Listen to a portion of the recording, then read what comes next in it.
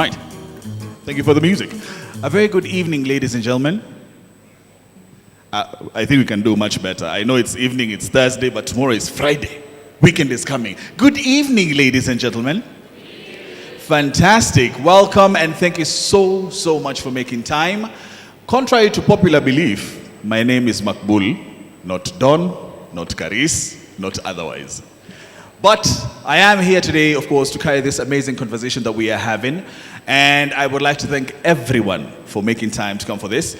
And just a bit of a background, why we are. Since 1992, as we gear up for the International Day of Persons with Disabilities, it's been an annual observation on the 3rd of December around the world. Now, the theme of 2019 is promoting the participation of persons with disabilities and their leadership, taking action on 2030 development agenda. Now, some of the things that we are going to be talking about here, and please, at any particular point, feel free to jump in and, of course, be part of the conversation. You can ask a question, I will run to you, and we can answer that with our panelists. And getting to our panelists, please put your hands together as I introduce our distinguished guests for tonight, who are going to be handling this particular conversation. From the Education Office, Inclusive Education and Disability, UNICEF Kenya, Mr. Roland Jr. Villamero. Close enough. A round of applause, please. Senior Disability Service Officer in charge of Rehabilitation and Habilitation Department, Mr. Alex Munyere. Makofi tafadhali. Research, Assessment and Partnership, KISE, Makofi tafadhali, Lydia Chege. And Country Director, Sense International Kenya, we are glad to be joined by Mr. Edwin Osundwa. Thank you. And of course, Ministry of Health, we are glad to be joined by Dr. Judy Kamau. Dr. Judy. Right, somewhere. And of course, Principal Education Officer, Directorate of Special Needs Education, Ministry of Education, Mr. Martin Mongela Kavua. And as well, one of the most humble and amazing human beings I've ever had the pleasure of meeting. A mother of 3 living with 2 persons with disabilities in the house, as young as about 10 years old.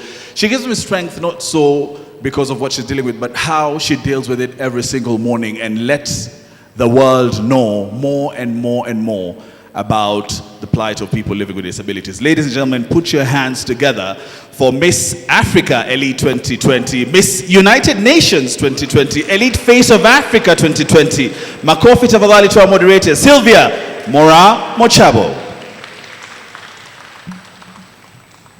Thank you. Good evening. We are not so tired, right? We are not. And we've been waiting for this day. Okay, I have been waiting for this day for so long. How many of us are as excited as I am? Awesome. So I'm not alone. So as he said everything. There's nothing else to actually add. So I want us to have this conversation, all right? Not a debate, not a fight, but a conversation. So this town hall forum, we are actually geared towards seeing where we are, where we want to be for the future of our children, all right?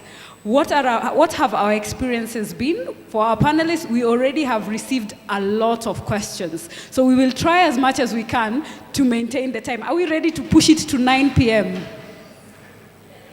Are we? Okay. Sorry, Kamunyo. All right. We good? Those are the challenges we live with in this space. We're experiencing that. Just come here. All right. Thank you. So I'd like first to say thank you very much for all of you who are here, for all the organizations, the parents, and our people in leadership who have come to represent different ministries, different organizations, so that by the end of the day, at least we will be able to have a way forward, an idea of where we stand. And the main focus area is neurodevelopmental disabilities, for we have people who may not understand what that is. We're going to be covering neurodevelopmental disorder, that's autism, cerebral palsy, all right, learning disability, that includes dyslexia. We have then also ADHD. We have rare diseases in the house. Where is Team T21? Awesome. Okay, good. Just confirming. So the areas that I'm not specializing in, I have good backup. CPSK in the house? CPSK for cerebral palsy? Good. Autism Association? Awesome. And ADAT? ADAT? Okay, all right. And I know we have able parents here with us, Marcy, who will also be sharing that with us. And I'd like to hand over back to Makbul, at least if there is any first question before we start. Anything that I've not touched on that you'd like to be touched on? All right, let's roll then. Right. We have sorted out seating arrangement. Now, we get into the discussion, but first, there's a testimonial that I would like all of us to listen keenly and understand more about our discussion today. And for that, I would like to call upon Mercy to come on stage. Makofi tafadhali.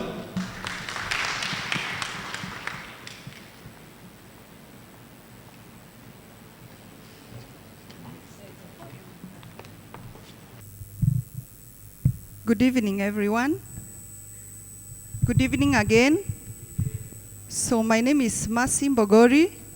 I'm a mother to triplet boys with autism, aged 8 years old. And all of the three of them are in the autism spectrum. I would just like to briefly share my experience as a mother of 3 children with an invisible disability. And I have to say that the journey began with just the diagnosis. So my sons were born premature at 7 months. So there were many indicators that could have indicated that what they have is a delayed milestone. So I was moving from one doctor, one hospital, because as a mother, I could tell there's something really wrong with my sons, because these are my last borns. I have 4 others. So I have experience, but going to all these people and you're being told that there's nothing wrong with your sons, it's probably because they were born very premature, they are triplets, and they are boys. And all these 3 predisposes children to delayed milestones. So why am I giving this background? I'm giving this background because in this country, we do not have a system for early detection and diagnosis. And we know that autism, actually, the earlier you catch it, the better the outcome. Because autism prognosis is actually very, very good. Because it is just as a result of inflammation of the brain. So having said that, I went through a very traumatic experience. And even when the diagnosis actually came, it was not in the way that I would expect, or in line with the best practices in the world. So you go to a top neurologist, and in 5 days, in 5 minutes, he looked at my sons and said, oh, these ones are autistic. Look at this one, he's in his own world. This one is a little better. This one is, I left there and went to the toilet to throw up. I mean, it was such a violent emotion. It was like being hit by a car. And I am hoping that this setup here is going to capture some of these things and be a little bit more humane and professional in the way diagnosis is done. Also because of that, so our children got diagnosis at 3.5 years. And you can imagine the time they lost in terms of interventions. Because in the global scene, you can have autism being caught even at 18 months, but we lack a good system where all these screening methodologies are available. So then after diagnosis, what next? You are told there is no cure, there is no hope. Just go and try to put your child to be able to at least get activities of daily living, And yeah, autism in itself is hard enough. But I think the message, there is no hope. You're given a document of diet to go and practice it. and you do it for a year, for 2 years, and really there is not much change. So I actually went into clinical depression. You know, I became manic for a whole year. So here is my family, 3 kids with a bad disability, and myself now, I am also very sick.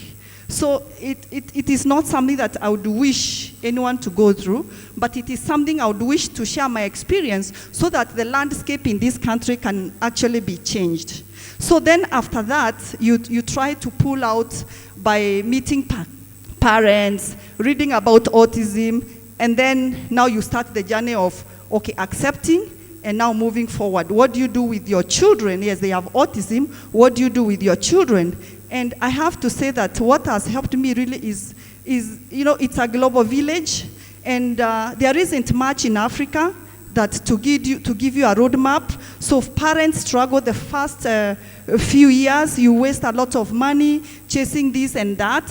But where I have found a lot of positiveness is actually in going out there, looking at the information, because we live in an information world, and trying to bring something that, you know, is in line with what is going on in the global scenario. So one of the challenges, of course, was putting my children to the right place, because when you read what is required, you see that they really need a lot of things from a school setup. And you realize that when I moved from the government schools, you find most of the special needs schools, it's just like a daycare center. There is the walls, you know, but there is no infrastructure. There is no infrastructure in terms of physical, in terms of human resource. You find that in a class you have so many children, the ratio of child to the teacher is very high, and it's supposed to be the vice versa. So how did I grapple with this?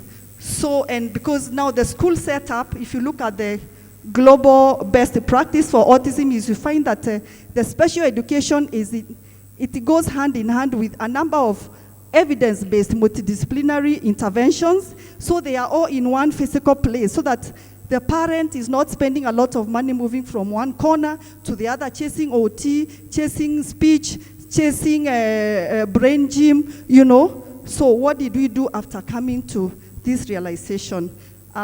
They say that necessity is the mother of all inventions, and we teamed up with a number of parents and actually started a special needs school.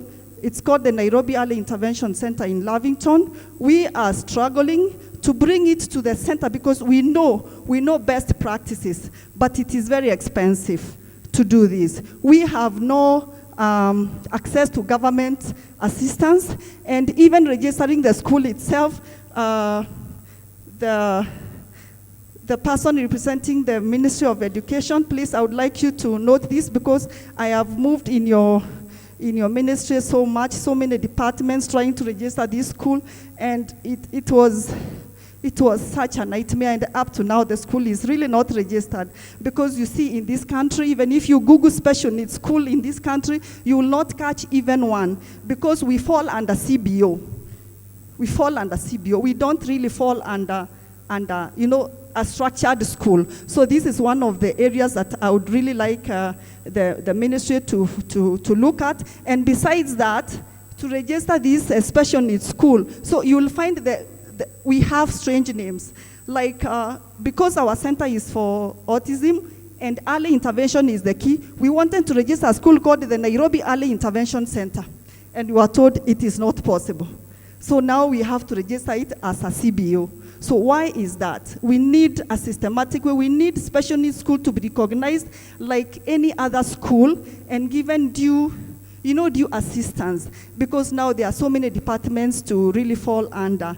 Then after that, you have the school, and you need a lot of resources. Even to teach 1, 2, 3, ABC, we don't use the chalk, we don't use the blackboard. You have to be creative. You have to offer this in a play setup. And even to get those resources in this country, I'm afraid to say that we do not have. I have had to buy these things abroad. my friends in the diaspora, some of them, they donate, they give. So we don't even have access. And these are assistive devices, if you will. They actually fall under assistive devices. The way the people who are deaf need hearing aids, we need these things. We need Montessori things. They need fine motor. All these things, we need them to be recognized as assistive devices for autism. I'm speaking more for autism. So there is that gap. Then you also find that for special needs school, you find that the children also are not registered under the, just a moment. They are not registered under NEMIS, We need our children automatically. They do it with the neurotypical. We also need our children captured in the NEMIS system. It should be smooth, it should be automatic, it should be mandatory, We also need to have, excuse me. We also need we also need a lot of tax exemption on some of these materials and equipments that we use for teaching. Teaching is part of therapy, So we need that expanded in the tax exemption. Myself, as we are talking, I had to quit my job.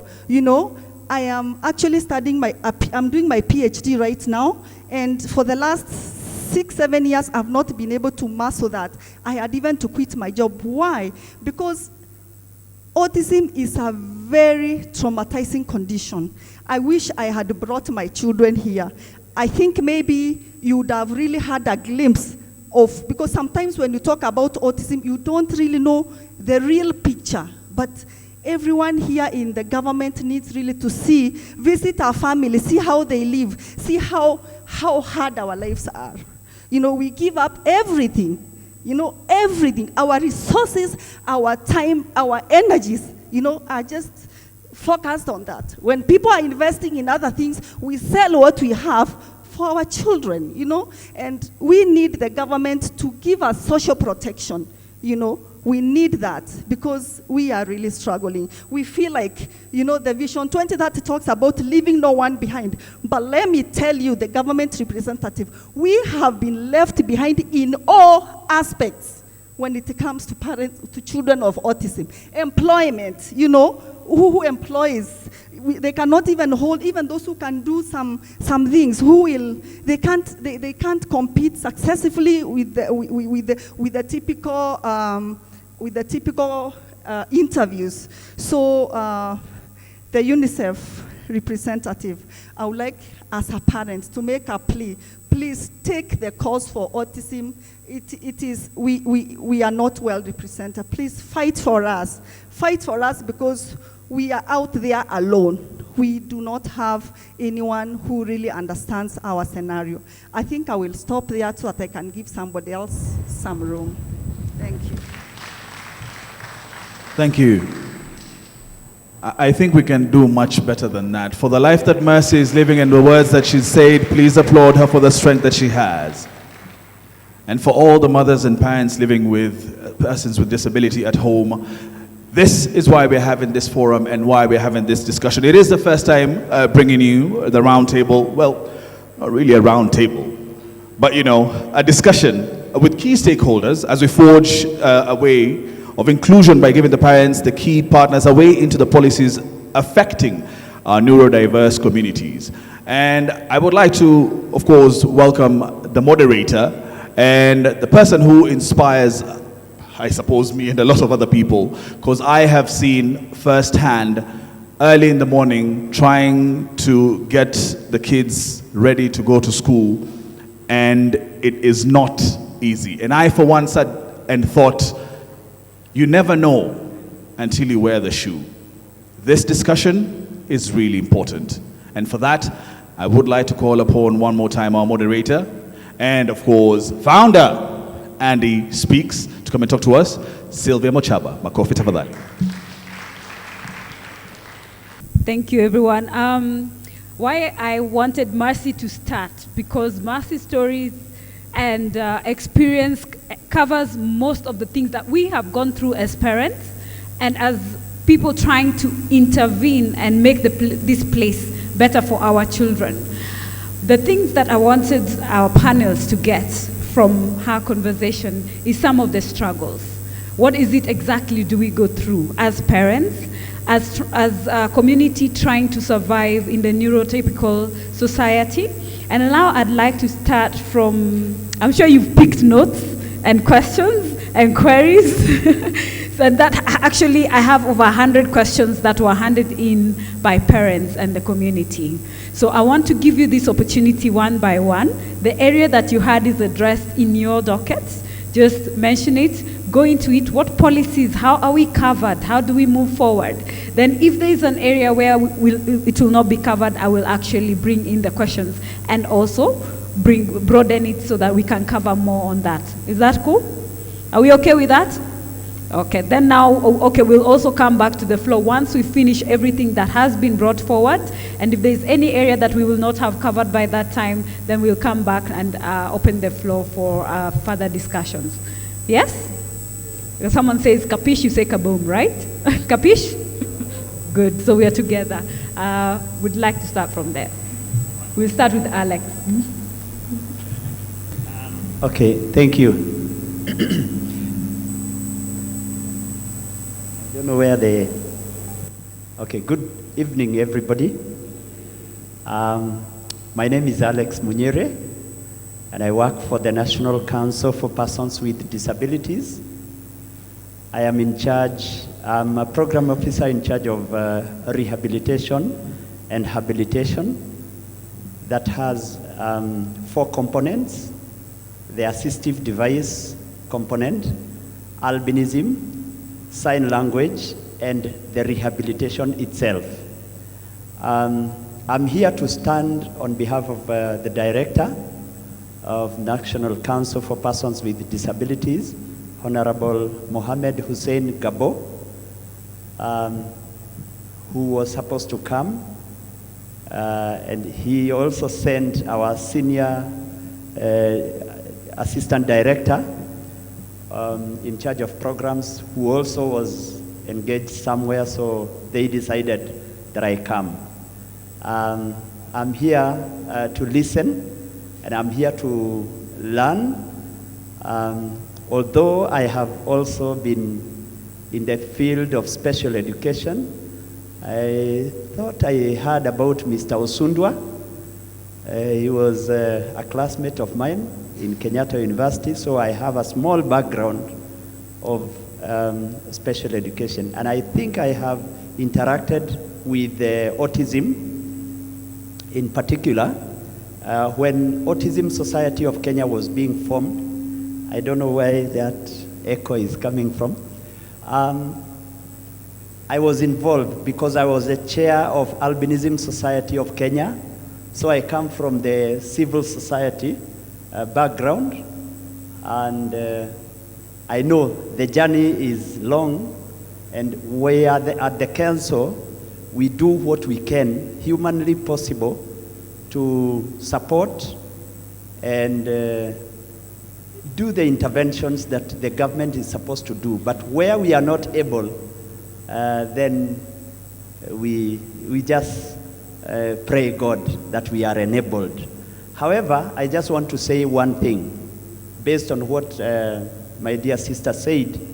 It is true that sometimes we don't give enough information to parents, particularly when parents are in that situation where they have just found themselves in that condition, that situation of getting a child, they don't know how to handle him.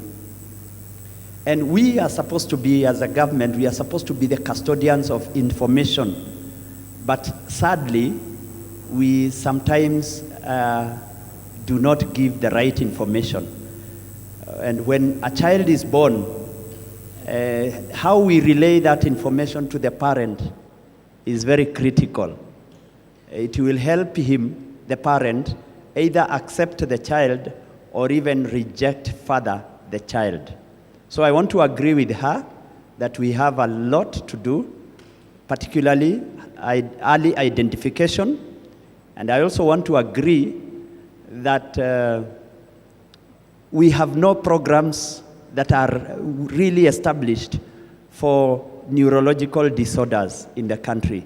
And the few that are there, they are not well supported. But I want to say that there is hope at the end of the tunnel, because there was a discussion with the current cabinet secretary in charge of finance, who is our minister. And he had agreed to set aside a fund to cater for particularly, specifically autism. I don't know how far that fund is in terms of being implemented, but there is that discussion in creating a fund. Just like what the government did with creating a fund for persons with albinism, we are moving towards getting a fund for persons with autism. So I think let me stop it at that and maybe give somebody else some opportunity to speak. Thank you. Thank you, Alex. Thank you, Mercy and Sylvia. We are on the same side. Maybe I should start from there. My name is Martin Mungela Kavua from Ministry of Education, the Directorate of Special Needs Education. Alex, thank you for starting the culture of standing up, because I'm more comfortable standing up, having taught for longer than I've been in the office. So this is, sorry? The echo. Should I sit down? Maybe the echo will be less? There is no echo then. Let me see. Is it better now? Oh, great. Then I'll sit down to my disadvantage, but it's okay. So at the Ministry of Education, we recognize and we acknowledge that we currently do have challenges, and we have had challenges. We have challenges, as you've highlighted, Mercy. Of course, Sylvia agrees with you very strongly. Challenges of infrastructure, challenges of identification and assessment, challenges of processes that we should have in place that sometimes are there, but probably we have a few issues with the implementation. And I would like to say that as a ministry, and by the way, I speak for, I'm in the place and representing the director in the Directorate of Special Needs Education, and maybe that is where I should have started, Mr. Frederick Hager. He sent me to represent him, so I'm representing him. So we do have quite a number of those challenges. Issues of transition, I know, are real issues, especially for children who have challenges like autism, the ones that are on the spectrum. And I would like to say that we have put certain structures in place already. The issue of registration of schools that you've raised is an issue actually that starts at the county level. The registration should be from the county level, moving to the national level. So I would advise that it would be better for probably you and us to have a discussion. You are free to come to the directorate. Director is very open to meeting people, by the way. You should be very free to come to the directorate, then we can have a discussion in the direction of the handles that you've had. Then we can resolve that, because I don't think registering a school, if it meets the standards, I don't think it should be really a main challenge. The issue of funding, as we speak right now, for public schools, we fund children with disabilities, and we fund them to a level that is more than double what we fund children without disabilities. If we have people that are in the education sector in this place, they would acknowledge this as the truth. We provide two kinds of funds. We provide what we call the top-up, and then we give the grants. I would have been very glad to provide specifics, but we've had a slight change in policy and guidelines, and I will not be able to share the specific amounts, but take my word that it is more than double what we provide for children without disabilities for both primary and secondary school. Regarding the issue of assessment, we did well. As far back as 1986, when we began to operationalize EACS. and we have structures of EACs across the country. Now, are the EACs running as smoothly as they should? And by the way, EACs means Educational Assessment and Resource Centers. We acknowledge, and the NESEP document, that is our current strategic plan, NESEP stands for the National Education Sector Strategic Plan, acknowledges these challenges and has them in a list. So we acknowledge we do have challenges in EACs, we have challenges in the skill set of the EACs, we have challenges in the level of support that the Educational Assessment and Resource Center officers provide to the teachers. So we do have challenges, but the structure is there, and that is something to be proud of. So what are we doing to resolve this? We are partnering with organizations. We are having public-private partnerships. And one of the key ones currently is a partnership we have with UNICEF, where we are refurbishing 2 educational assessment centers and equipping them. And that is Garissa Educational Assessment and Resource Center and St. Paul's Education EAC in Nairobi. That is something that we are doing. You might also be aware that there is a National Educational Assessment and Research Center that has been established at Kise, and Kise is here to confirm that. And that is also an effort from government to ensure that the structure works. As we speak, the plans for the future in terms of early identification, assessment, referral, and all that is to have sub-county EACs who would refer then to county EACs. And then if you remember when the president was launching the sector policy for learners and trainees with disabilities, which is a very pro-inclusive education policy. Actually, the overarching principle of the sector policy is inclusive education. When the president was launching that policy, he clearly stated that first 20% of funding for infrastructure would go to funding institutions that cater for learners with special needs and disabilities. And 2, that we would establish 10 regional educational assessment and resource centers.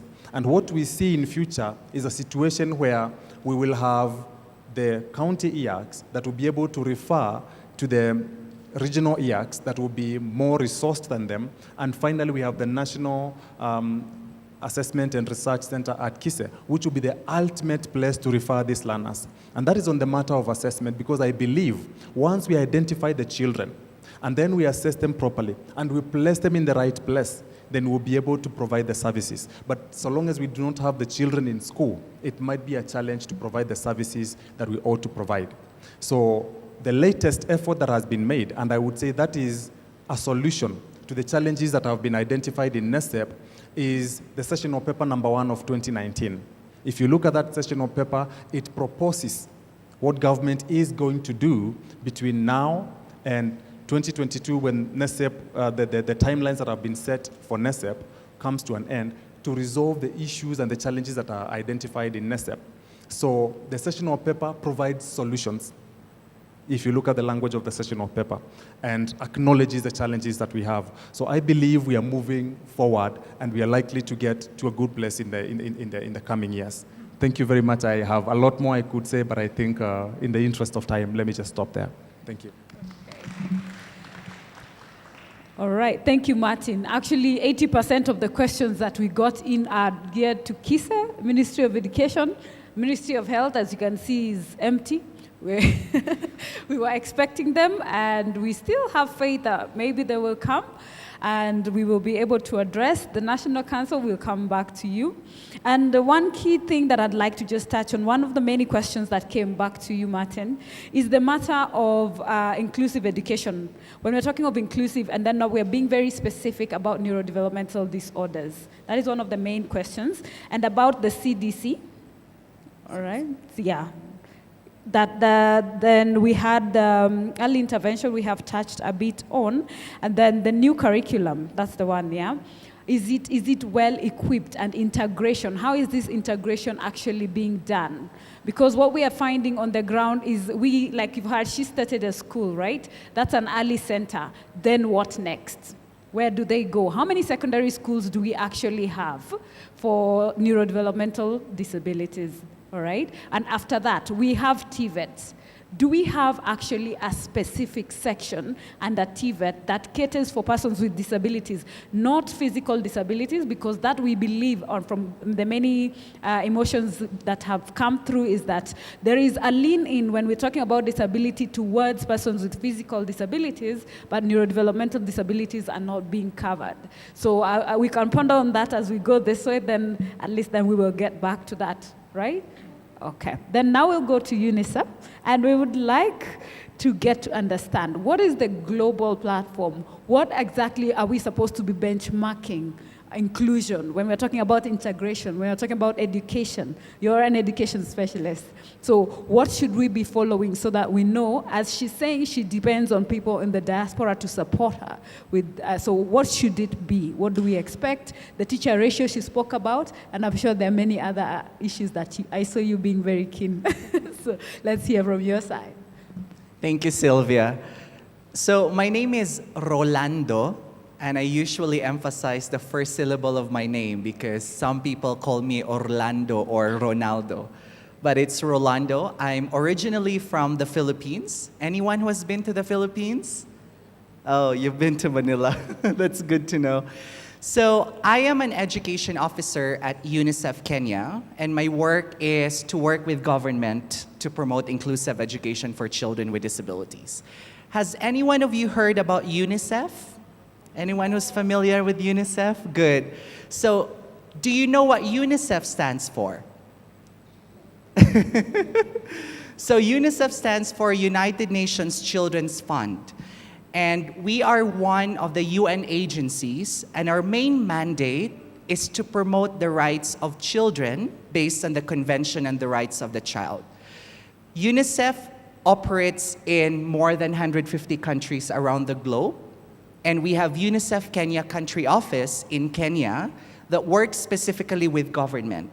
So Mercy mentioned about the role of UNICEF.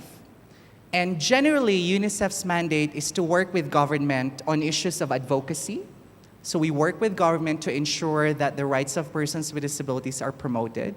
We work also through evidence generation. So the experiences that people with disabilities have from day-to-day life in terms of accessing education, in terms of accessing employment, UNICEF works with government and other organizations to gather that evidence to inform policies. And we also have the strategy on service delivery. But going to your question on the global practice, and I think Mercy mentioned about the critical role of global practice to promote inclusion in Kenya for children with disabilities. You know, there are lots of international frameworks that we should be aware of. And from UNICEF, since our mandate is on children's rights, I think we need to be very particularly aware of CRC, or the Convention on the Rights of the Child. Are we aware of CRC? Yes. And in fact, this year is the 30th anniversary since the adoption of Convention on the Rights of the Child. Now, the CRC, specifically Article 23, mentions about children with disabilities. And in this article, it says that children with disabilities, just like any other children in the society, have the right to access school, have the right to access all the opportunities, including play and recreation. And that's a very critical component we need to be aware of the Convention on the Rights of Persons of the Child, Article 23. And then you have the CRPD, the Convention on the Rights of Persons with Disabilities, of which Kenya signed and ratified. And the Convention on the Rights of Persons with Disabilities talks about the different rights that persons with disabilities should have in order to be fully included into the society. So we have the right to education, which is Article 24, and there's also the right to health and rehabilitation services, that's Article 25. And there's a specific stipulation that persons with disabilities should be given the same opportunities like people without disabilities in accessing these opportunities. And then, of course, you have the SDGs, the Sustainable Development Goals. And when I was reading this handout that AndySpeaks distributed at the reception area, you highlighted the 4 goals. One of them is good health and well-being, which is SDG goal number 3. There's also SDG goal number 4 on quality education. SDG 10 is reduced inequalities, and of course, SDG 17 is partnerships.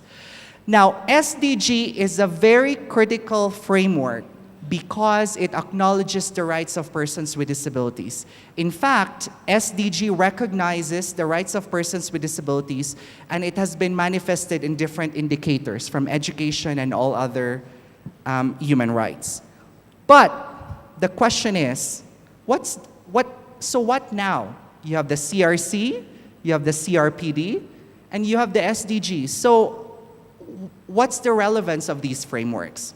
In 2018, that was last year, the United Nations conducted a study to determine the progress that countries made in order to implement Sustainable Development Goals and the Convention on the Rights of Persons with Disabilities. The report, if you have your Google and your phones right now, is called Disability and Development Report. And the report stresses the progress as well as recognizes the challenges that people with disabilities continue to face. We recognize that there has been progress in terms of policies, in terms of commitments, in terms of funding, but the report also emphasizes the challenges that people with disabilities continue to face. Mercy mentioned about the health. The report exemplifies that people with disabilities continue to be marginalized in terms of health access. In terms of education, a number of children with disabilities continue to be out of school, but if they're in school, they're usually in segregated schooling instead of being part of the mainstream schools. So the report acknowledges the challenges that people with disabilities continue to face. In order to respond to these challenges, the United Nations decided to launch the UN Disability Inclusion Strategy. And this is a strategy that mandates all UN agencies, including UNICEF, to ensure that in our programming, in our service delivery, in everything that we do as a UN agency, we promote the inclusion of people with disabilities. Now, before I'll give the microphone to Edwin, maybe our parents and families and also our stakeholders would ask, so Rolando, what's the relevance of SDG and this UN inclusion strategy to a blind child in Kajiado? What's the relevance of the CRPD to a wheelchair user child, for instance, in Wajir, or a child with autism in Garissa? The importance of these frameworks is that they support the governments to review, to develop, and to implement policies that are aligned within the international standards. Case in point is the sector policy for learners and trainees with disabilities. The sector policy looks at the Convention on the Rights of Persons with Disabilities as a critical document to inform inclusive education. In fact, the principle on inclusive education in the sector policy was strongly based on the recommendations and stipulations of the Convention on the Rights of Persons with Disabilities. So these international frameworks are not just papers. They are critical instruments to support governments to ensure that the rights of people with disabilities are promoted. So that's the overall picture, and what we do at UNICEF is to make sure that these frameworks are operationalized in the country level together with government agencies. All right. Let's appreciate him, and then I'll have one question on top of that. Now that the policies are being set, so who benchmarks that Martin actually implemented the policies that you have given them to follow and ensure that we have the rights trickling down to, like you said, Kajiado, Wajir? So is UNICEF playing any role in, we signed this document, we have said this is how it's being done, you've agreed you're going to do it. So who goes to follow up to make sure that it's actually going down to the people? That's a good question. The monitoring of these policies and frameworks. I remember in 2014, I think Edwin is aware of this, there was a national action plan in order to implement the Convention on the Rights of Persons with Disabilities. In fact, there was a steering committee of government, civil society organizations.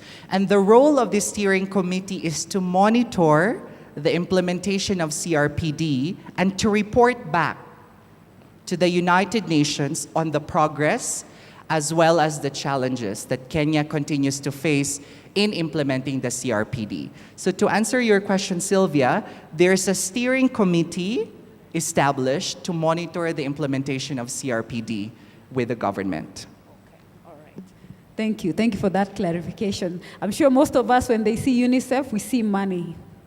So we'll come back to that. So let's move on to Edwin as he ponder on how that is going to be handled, or the mentality of how, as you've said, it's policy, but then when it comes and monitoring, and this other question you will choose either to answer, clarify, and actually categorize it of the implementation section of it. So we'll move to Edwin. I just want to highlight 4 important issues.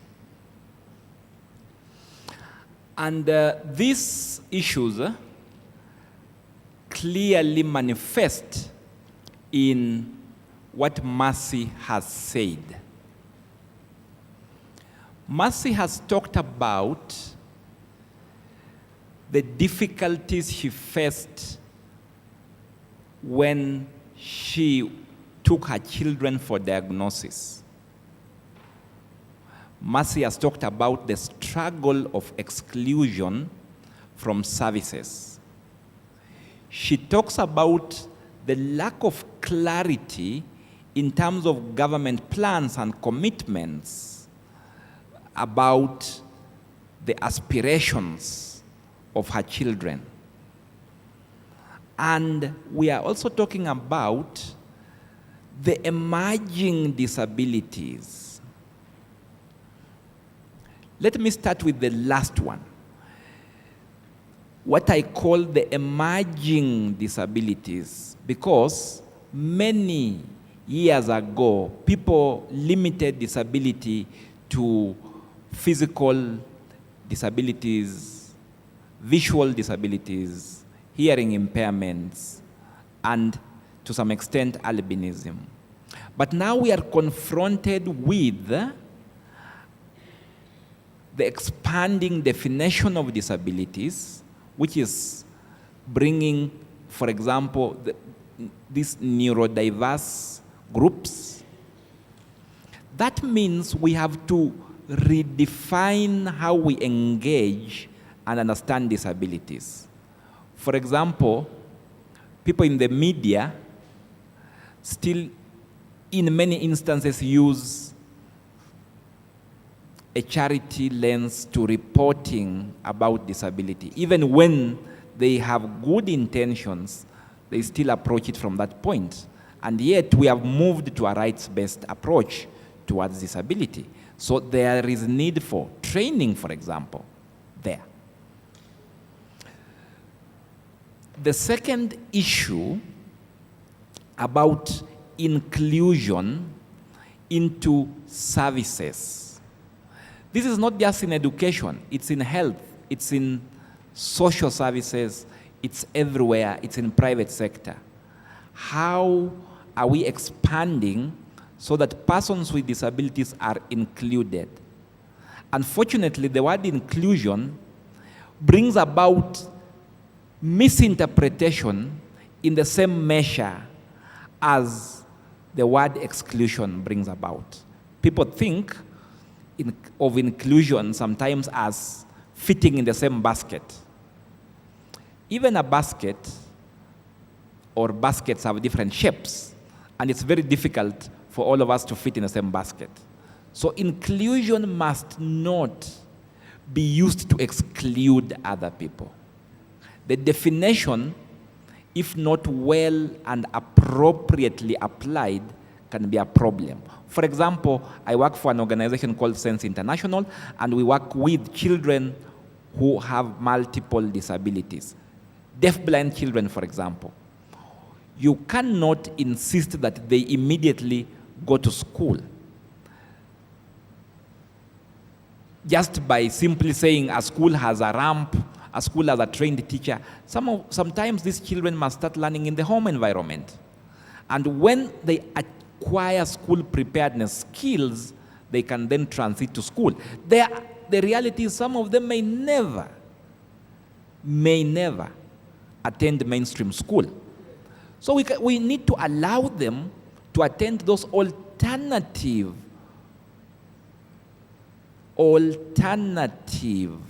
learning settings for as long as those settings do not make them limited in how they interact and learn.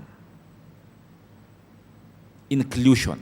Very important for us to look at inclusion as a continuum of service provision for our children rather than looking at inclusion as a definition of one basket. For instance, we don't define as education by the walls of a school. Education can happen anywhere. Doesn't matter whether a teacher comes to the home.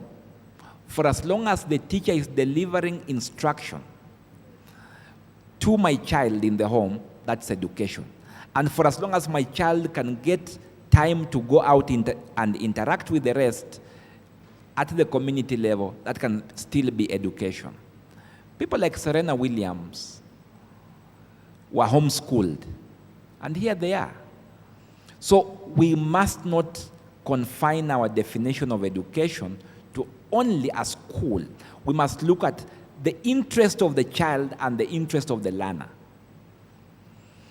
The other thing that I wanted to talk about when Mercy mentioned the challenges he went through in the hands of different professionals, because the doctor says your child is autistic and that is it. The reason is for disability and even for many other diagnostic services, it's never done by one person. Hence, the importance of collaborations, putting together multidisciplinary teams, ensuring that different professionals work together. And unfortunately, we have not found it right in this country for the Ministry of Health and Education to work together. There is a big gap. Doctors see teachers and they think that teachers have come as patients. They must be diagnosed and sent to the pharmacy. Teachers see doctors and they think that these ones are confined to hospitals and they cannot do anything outside the hospital. That mentality must shift if we are to confront the challenges we are facing in this century, especially around early diagnosis, early intervention and screening. Collaborations of multidisciplinary teams must be at the heart of our programming as government. Let us engage. Let our doctors know that they only can do so much, but beyond that, teachers can come in.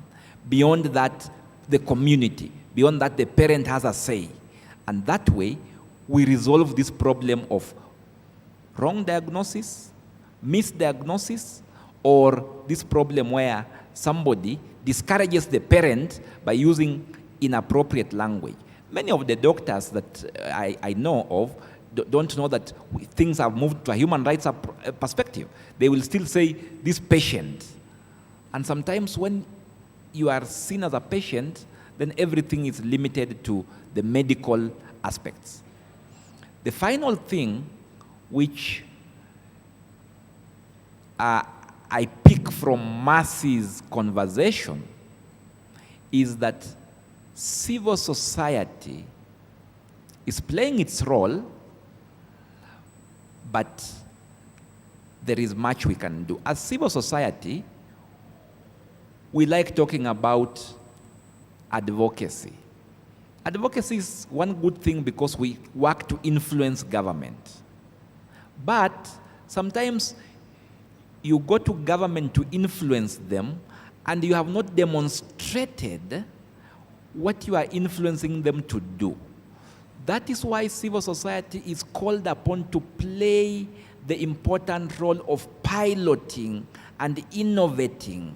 Use the little resources we have to pilot and innovate. If we are saying homeschooling can work for children with neurodiverse disabilities, combine that with inclusive education in the nearest school, demonstrate that through a project, 3 years, 5 years, then go and tell government, we've tried it, it works.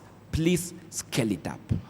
Civil society must not preach through advocacy and forget its very important role of innovating, trying out, learning from those mistakes, but making sure that we have evidence.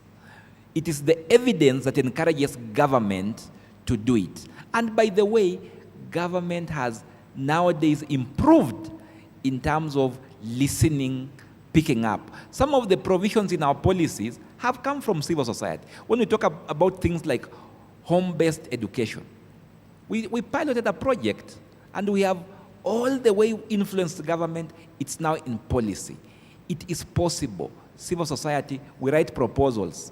Let's do our research very well, identify good gaps, implement projects around those gaps. If we have enough evidence, go to government and influence. I think that's a role we can play better. Thank you. Good evening, my colleagues. Let me start, first of all, by appreciating Mercy and what you shared with us. It was overwhelming. And I sat here and I was like, I don't want to be the first one to pick the mic. But finally, the mic is here. Then I wanted to sit next to Edwin, but he stole my words. So next time I'll make sure I don't sit next to you. Because I wanted to start by saying history has got its role. But I think it's a high time we moved away from history and created and wrote our own history. As Edwin has said, this country has survived with words that personally, as I come from Kise, I abhor. When people talk about traditional disabilities, are there traditional disabilities? What do we mean by traditional disabilities? And because of that, then we have traditional disabilities and emerging disabilities. Emerging to who? You know, it's like somebody coming to Africa and they say they discovered Mount Kenya. Did they come with it? Not really. So yeah, we have to change this conversation. And I move on to my second point and say, rights are never given. Rights are taken. Mercy, rights are never given. Rights are taken. And we are going to soldier on together. When I say together, I talk from the government side, but we really need the parents. And that is why in the competency-based curriculum framework, then the parents have got a major role. And the parents will not sit far and look at government like government is not doing something. Martin has said, come, go knock on those doors. If you've read the Bible, for those of us who are Christians, we know that a certain king said, can I just deal with this woman so that she can stop coming anymore? Please go. And don't just go to the Ministry of Education. I know my friend Alex excused himself, but he doesn't stand excused. And I talk as government, but I combine it also as a mother, and I combine it as a Kenyan. When we talk about our children with special needs, and the use of the term special needs was very deliberate, we had to move from the term disability and say special needs so that we embrace everybody. Then we have to also go knock the doors at National Council for persons with disability and say, can we stop registration of just persons with physical disabilities? Can we also have registration of all our children with special needs? Because once they are registered, then the Ministry of Education, Martin, you have to just make sure that these children are in NEMIS. And then you have to fund these children. But you see, if they are not accounted for, if they are not registered, then that is when you knock doors and nothing much is happening. Because if you're not there, if you're not counted, then no one is planning for you. I move on and say, I've said rights are never given, rights are taken. So as Edwin has said, the civil society, the parents, have to work together with government. And that is why government about 4 or so years ago picked up what we call the PPP, the private-public partnership. It's a partnership. We have to work together. Government is you and me. It's only that we sit as technocrats in the office. But remember, I'm your churchmate, I'm your neighbor, we can have these conversations. And if we started them at the grassroots, then when we go to the office, it will become a little bit easier. But come up with a solution and sell the solution to government. Having said that, I will also say policies are written. They're drafted, yes, and they become beautiful documents on shelves, but they have to be actioned. Who has to action them? A lot of people have to action them. And I would not apportion blame to anybody, but this is what I'll say. I get very upset and dismayed when I receive calls in Kise by a parent in a school, what they would call a regular school that is including, because we are here to come up with a proper definition of an inclusive school, who says, we are like 10 parents in this school and our children are not being served. My first question is, are you in the Parents Association? And I was just discussing with Martin and say, parents are supposed to avail themselves so that they can be appointed to the Parents Association, which in turn has a voice in the board of management. Parents of my children, children with special needs, sometimes shy away from being part of the Parents Association. And one parent called me and said, I'm part of the Parents Association, but they're not doing anything to our children. What do we mean they're not doing anything to our children? Why are you seated there? Why are you seated there?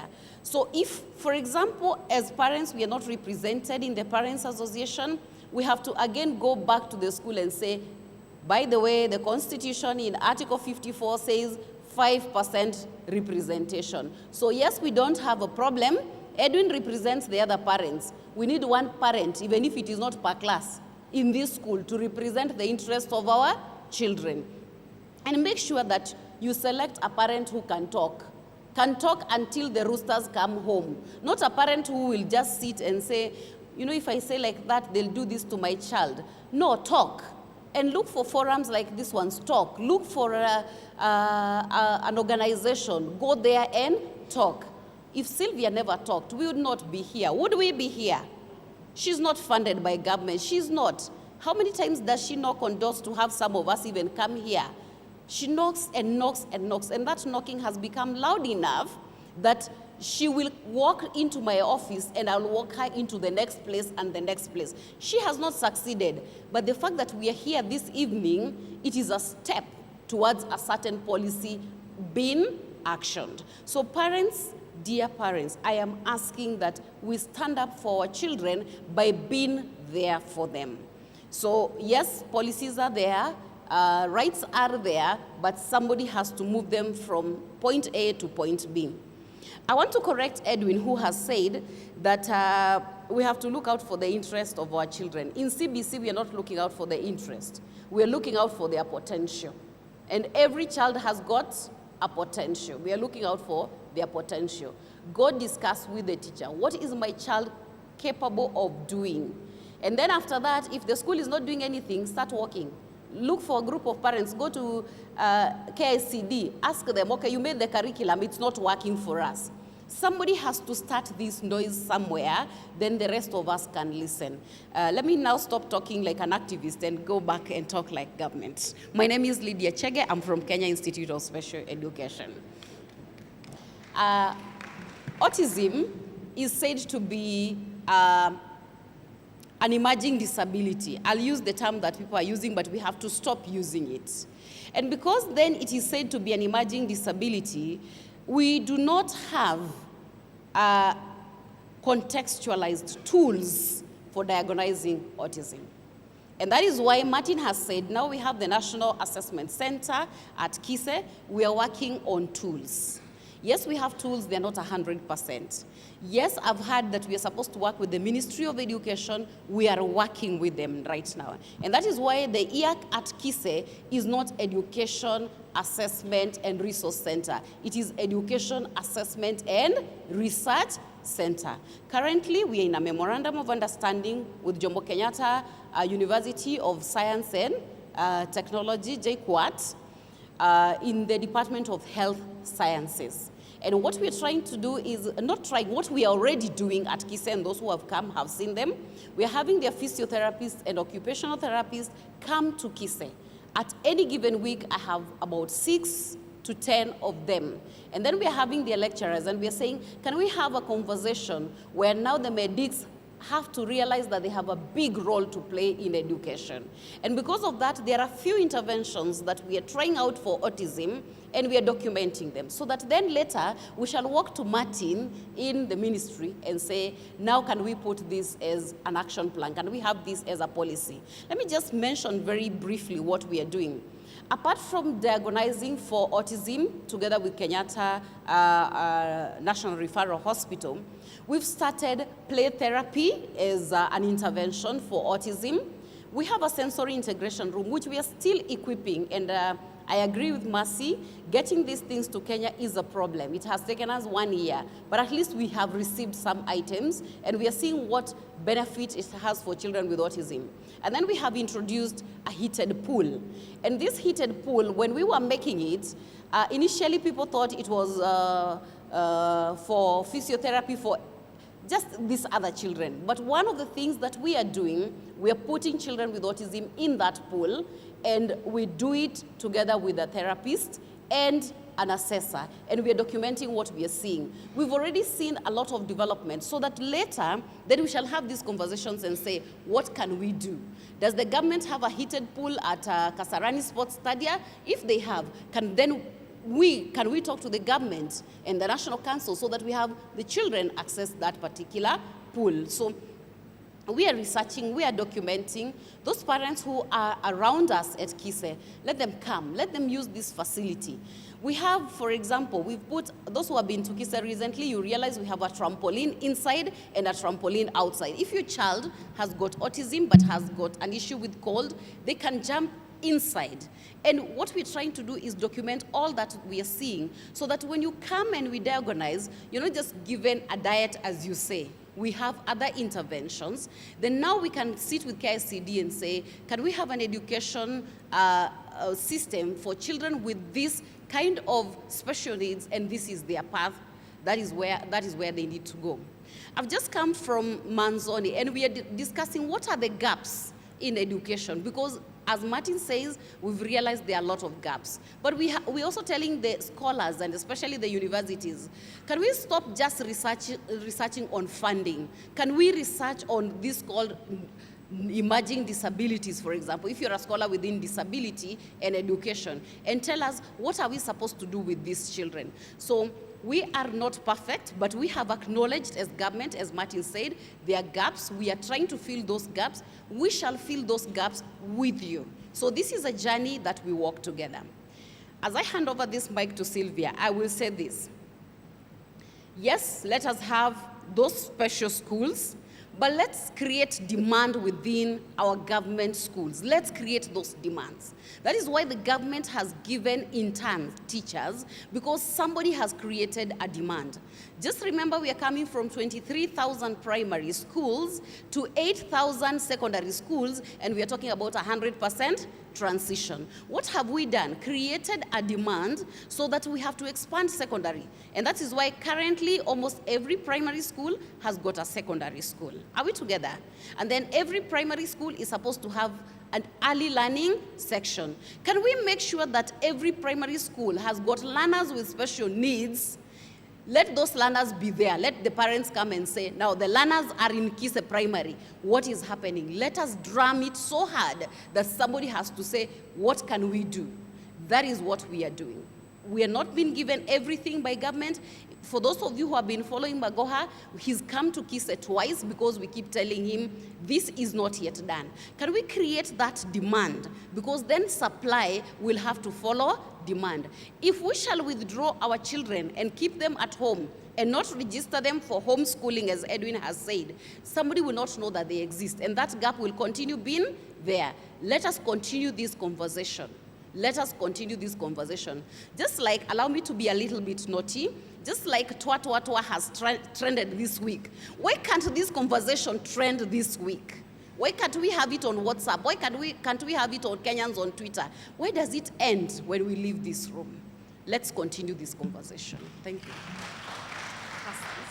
Has actually thrown the challenge to every person sitting here, and collaboration is key. I always say, I can come and step in as Sylvia, create this platform, but if the parent does not occupy that chair, all is in vain. If the parent does not continue and step out and say, this is my child and this is what I have gone through, this is what I'm expecting to get in return.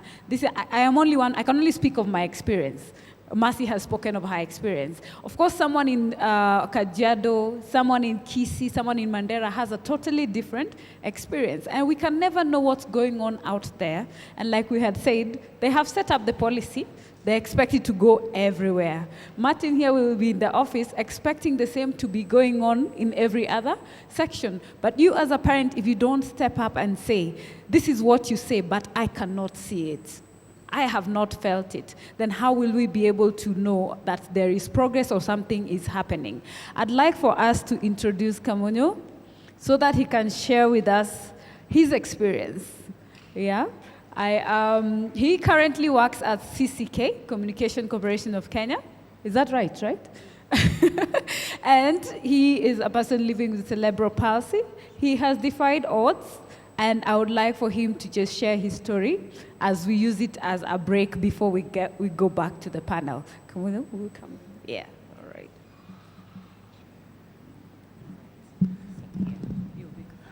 Yeah. Good evening. I am Madhikarugu Kamoyo. I was born with cerebral palsy 34 years ago. I'm turning 35 years on the 14th December. Now, if you see me here, it wasn't easy. First of all, I went to various schools. Up to now, I've done even a degree, and now I've started my master's. So, first of all, for parents, you should accept your child the way he is. Go with him everywhere. I've gone to many places, and one thing I would like UNICEF to do with the health care.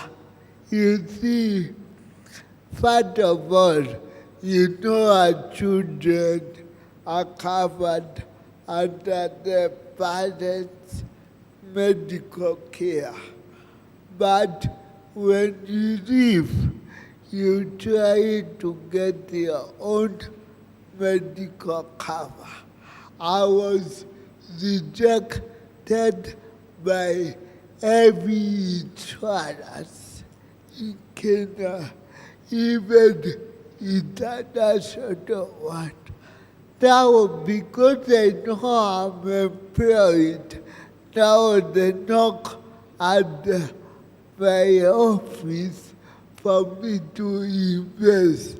I usually kick them out of the office, because if they did cover me when I needed them. Why are they coming now? Because I'm afraid. It is a difficult life, but you will put it. That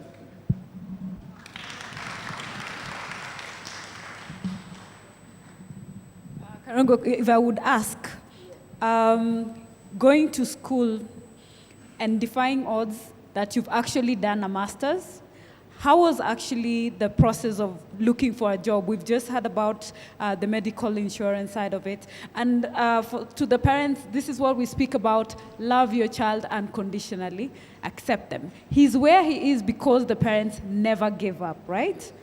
And that is one key we need to do all the time. You stand by your child, even when anyone else will not stand by them. You are the key person who's going to determine their future. So I'll put it back, then you can answer those few questions for me.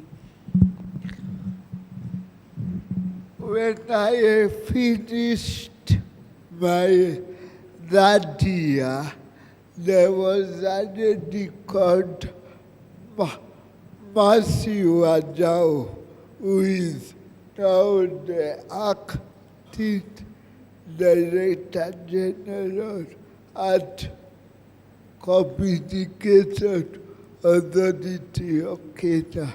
So they were in a group of women with my mom. So when I finished that year, I think my mom was asked, what next for Kalungu?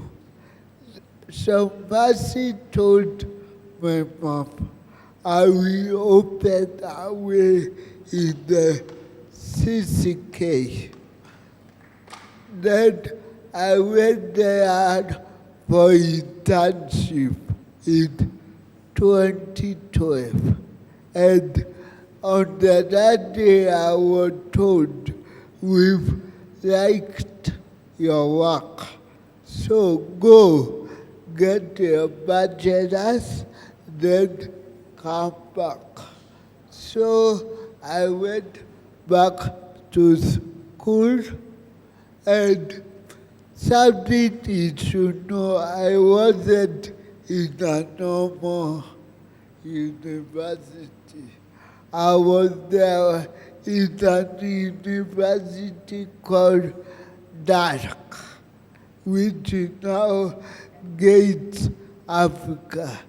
You do have written so far like 38 projects to be where I am.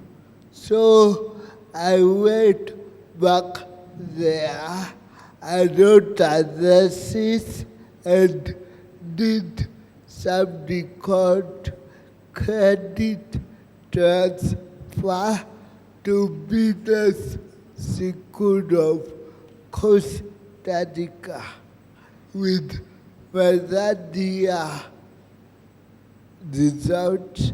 I got a B in the thesis, and I was offered bachelor's in business administration, faculty of entrepreneurship, and small business management. So when I did that, I wrote again to Communication Authority of Kenya. I was called on the 14th March 2016 as a contract. Then it was renewed again. So when in January 2017, there was an internal job advertisement. I applied and I got the job. Now I'm in a department which is called Innovation, Research and Development, and my title is Intellectual Property Rights Officer. Thank you. Thank you very much. You can just sit here. But now I just wanted him to come so that you can see. If you focus on the ability and not the disability, you can move mountains, right? Everything is possible. It doesn't make anyone any less. It doesn't make them have anything different. But if we create, let him just sit here, it's fine. All right. So all we need is patience, inclusion, create the opportunity, and trust you me, they will excel. And that is what I want all of us to do.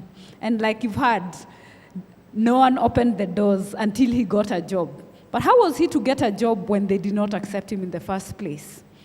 How was he to get to where he was when there is no college that could accept him?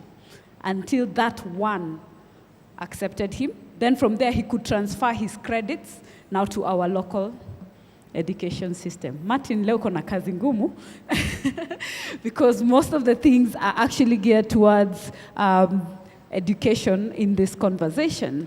So I would like to get back and I'd like to go through some of the questions that we have received from you. And I will dive to you first, Alex, because yours is a list. All right? But I'll try and summarize so that we are able to cover it in the fastest way possible. All right, so this, I'll send to you both Ministry of Labor and NCPWD, sadly, that's okay. All right, so under the Ministry of Labor, we have a question about the Big Four agenda, especially housing. If we are considering our special children require special surroundings, all right? And when we're looking at, in the same concept, when it comes to buildings, I'll give you an example of public places. When we go to something, say, this is now from my experience, when I went to get my passport, my child had a meltdown. Everyone thought I was stolen this child. But there was no conducive environment to go and deal with him and let him go through it. So could we be able to get secluded areas where our special needs children are able to be catered for without everyone thinking we are violating them in some way? How many autistic parents feel me? All right? And when we show up and you say you have a special needs because it is not physically visible, the wrath that you get now from the person who's serving you, you have to explain, and not many people know. So if we could have training for people who are handling the public, so that they know, apart from physical disabilities, we have other disabilities that require special exemptions also. And then there was a question of support. Mercy had already touched on that in terms of aids, learning aids. The same way we get wheelchairs and crutches, how could our special children be included? Something as key as laptops is something that would go a long way for speech and also for our children who learn more by seeing. All right? All right. Kendi from Dyslexia Talks, do you agree with that? All right? I'll give her a moment later so she can at least touch a bit on learning disabilities so that we understand and hear how it has been also for her. Then there is the issue of registration. The process of registration taking a long time. And what actual benefits do the neurodiverse community get? Because most of it says severe disability. How do we gauge severity in this case? Then there is tax exemption. And apart from tax exemption, we also have the fact that if there's tax exemption is there, but for us, we take care of our children. You heard Mercy had to quit her job, all right? Most of our kids are on diapers up until even 10. We have delayed. Our expenses are heavier quite heavy. So how do we get exclusion of some of this thing and government support in the same line? Even in terms of education, we've heard that our education classes are not well equipped. We are forced to take our children to special schools. Fees of special school is not something, when you've already quit your job, you cannot work because this child requires a lot of care. So how do you afford to then take your child to a special school? Because you want to have the best for your child, but you cannot afford it. These are some of the challenges that make it hard for us to actually come out and put our children in schools. And then there is the assessment, the process of assessment. Having to go to a listed, is it 5 places that you can only go to get assessment? You go today, there is the person, we require 5 signatures, right? Then you find this doctor is here today, tomorrow the other one is not there. Can we be able to have a place where they're all there at the same time, and let it not be just a Friday thing, circulated, let it be any day? Because you find we have parents who travel long distances just to come and try and get registration for persons. And then the categorization also, as Lucy had said, the language that we're talking about. You go and your child is clustered as mental disability when we clearly know it's not a mental issue. Let me pause there so that you can be able to tackle those ones. Thank you. Thank you. I salute you back again. I thought my friend would mention that we supported him together with the communication CCK to buy the wheelchair. In fact, this is one of the best examples that we have to show that we are supporting people to make their working environment to be conducive and better. And when I see him with his wheelchair, in fact, my friend didn't believe that that wheelchair would go the ramp. I'm happy and I'm very much impressed. So thank you very much. Yeah, you will say it later. I want to say this, that indeed, if I could start with the last question about assessment, we have done a lot of changes in our assessment, in our registration department. Remember, we are supposed to register. The government gives us the mandate to register persons with disabilities in the country. We do not do it alone because at the National Council, we don't have that capacity to assess, to see and know whether a person has a disability or not. Even if you came without a limb in the council, we don't have that legal capability or capacity to declare you to be physically disabled. So we depend on our medical personnel, and we have registered hospitals in the country, gazetted hospitals that do disability assessment all over the country. These hospitals, we depend on the medical personnel, the doctors, the physiotherapists, the occupational therapists, and the other cadres of the medical personnel. And we have panels. We have created panels in hospitals, where in hospital, for example, in Nairobi, we only have, and of course, people think Kenyatta is gazetted. Kenyatta is not gazetted. We have Mama Lucy, Mbagathi, spinal injury, and Mathare. They are the ones that are gazetted to do disability assessment. And we agree that they do that over and above their normal duties as medical personnel. And this becomes a big challenge because they have other duties, and you know with Kenya, the ratio of a doctor to the patient is so high. Like in Mbagathi, you find queues of very many people, and the medical personnel there are overwhelmed. So what they have done, they have created days, assessment days, where, for example, in spinal injury, they do it in every Wednesday. They create that time where they do the assessment. We don't do 5 medical personnel. The disability assessment say a minimum of 3 medical personnel, and one of them must be a doctor. And during those assessment days, they are all present there, so they sign that form right there. The big challenge has been from the hospital to the Director of Medical Services, the DMS, because the DMS has to append his signature to confirm what the assessment team did.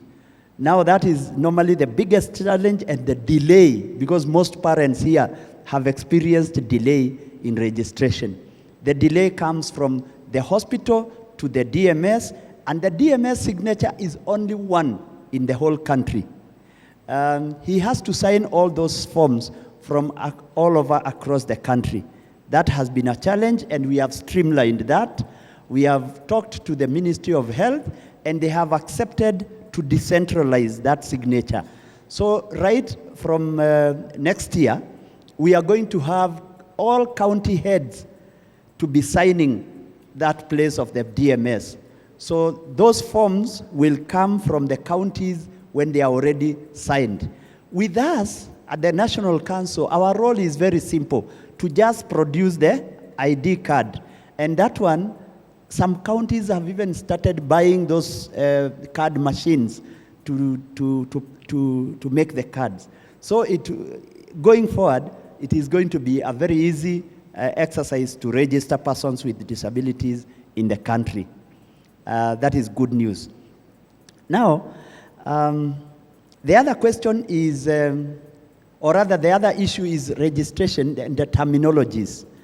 Indeed, we have, there before, autism used to be categorized as mental. And from where we come from, autism and mental handicapping conditions are 2 different things. When I am autistic, I don't have I'm not mentally retarded. So that has been corrected, and right now, autism is a category. And those who are getting their cards now from the National Council, they have autism as a category of disability.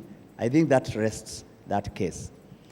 Then if we go to support aids, like laptops and the rest, indeed, and this is exactly what my department now does, we are client-oriented department. We don't buy assistive devices because we want to buy them to our clients. No, we buy them as per the specifications of our clients. And we normally insist in the part C of the assistive device application form. You have that technical person, expertise, recommending the device. If the expertise recommended your device is a laptop with whatever software, we go ahead and buy. We buy anything that has been recommended by the expert. So this is good news that you can come to us, we will buy those laptops. The only challenge that has been from where I sit is if a device costs more than the threshold, we are only allowed to go up to 100,000. Like his case, we supported him up to 100,000. And it was now his own initiative. He went and talked to the employer who accepted to top up because that wheelchair costed around 180. So the employer accepted to top up. So if a device like a laptop goes beyond 100,000, then we might require the client to do a top up. However, that for laptops, I think they don't go anything beyond 100. So it's good news also. Then the Ministry of Labor about housing, That one I'm not in a position to answer right away, but I think because I said I'm coming to listen and to take notes, I think I'm going to escalate it to our ministry. And the thing here is, it is so easy when there are some programs of the government. Use your forums, your platforms to go and claim, like what Lydia said, go and claim your space. Yeah? Let the government know that in the services they are offering, there is a gap somewhere. However, we have a disability mainstreaming officer whose role is to talk to government agencies and inform them on how to mainstream disability in their workplace. So I also want to say that yes, we are going to trigger the mainstreaming department for them to specifically address that issue of parents, you said parents who are going to apply for passports? Yeah, yes. So we are going to, yes, and services. We are going to trigger the the Department of Mainstreaming for them to adequately address your issue. Then I think that is it. If there are more, I think I'm open for the discussion. Thank you. Thank you. I just have two reflections from the conversation so far. And one point that I've been hearing from you is there seems to be sort of a perception that different disabilities require different accommodations. So if you're a wheelchair user, you require different accommodations. If you have autism, you require different accommodations. And UNICEF, our role is to actually gather evidence on best practices across the globe. And I don't know if you've heard the concept of universal design. Okay? It's a concept that modifies the infrastructure in order to accommodate all people, regardless of their size, regardless of their age, regardless of their disabilities. Let's take the door as an example. Have you seen a round doorknob, right? So if your door has a round doorknob and you don't have arms, can you open the door? No. So there's a limitation there. But if you change the doorknob into a lever doorknob, you know this like a lever thing instead of a round doorknob, if you don't have arms, you can use your arm. Or if you're holding your baby or if you're holding something, you can use your arm to open it, right? But there's another extreme universal design for that, sensor door. That whether you're a wheelchair user or you're blind, or you're a 2-year-old, you can access the door because it's a sensor door. Universal design advocates that when we build infrastructure, when we create materials, we have to acknowledge the different styles of and the different responses of people. So the good news now is that we're working with the Kenya Institute of Curriculum Development, and I think this is exciting for you, in order to develop accessible digital textbook. The past 1.5 years, what UNICEF did with KICD was to choose a subject area under CBC, and that was environmental activities for first graders. And what we did was we transformed the textbook into an accessible textbook. What that means, there's an audio feature for blind learners, there is signed language inset for children who are deaf, and there are simplified texts for children who may struggle with learning. So this is an example of universal design. While I understand that certain disabilities require specific accommodations, I think we need to look at some ways on how to look at the universal design and ensure that these materials are accessible to all. Second point is on terminologies and labeling. I know that this is an ongoing debate and conversation. Autism, cerebral palsy, oh, this child has cerebral palsy. The trend now is the introduction of Washington group of questions, right? And if you notice, during the census, I was asked these 6 questions. And what this does is we don't want to label children or people, but we want to identify their level of difficulties.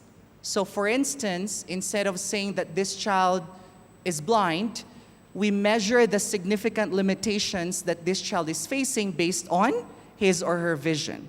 And in that way, we stay away from labeling and also other things. But these are just some of the global practices and global standards that Kenya needs to be aware about. And with government and civil society, we need to reflect on how these practices can be modified, if possible, into the Kenyan context so we further promote the inclusion of children with disabilities. Edwin, do you want to support that conversation? Yes.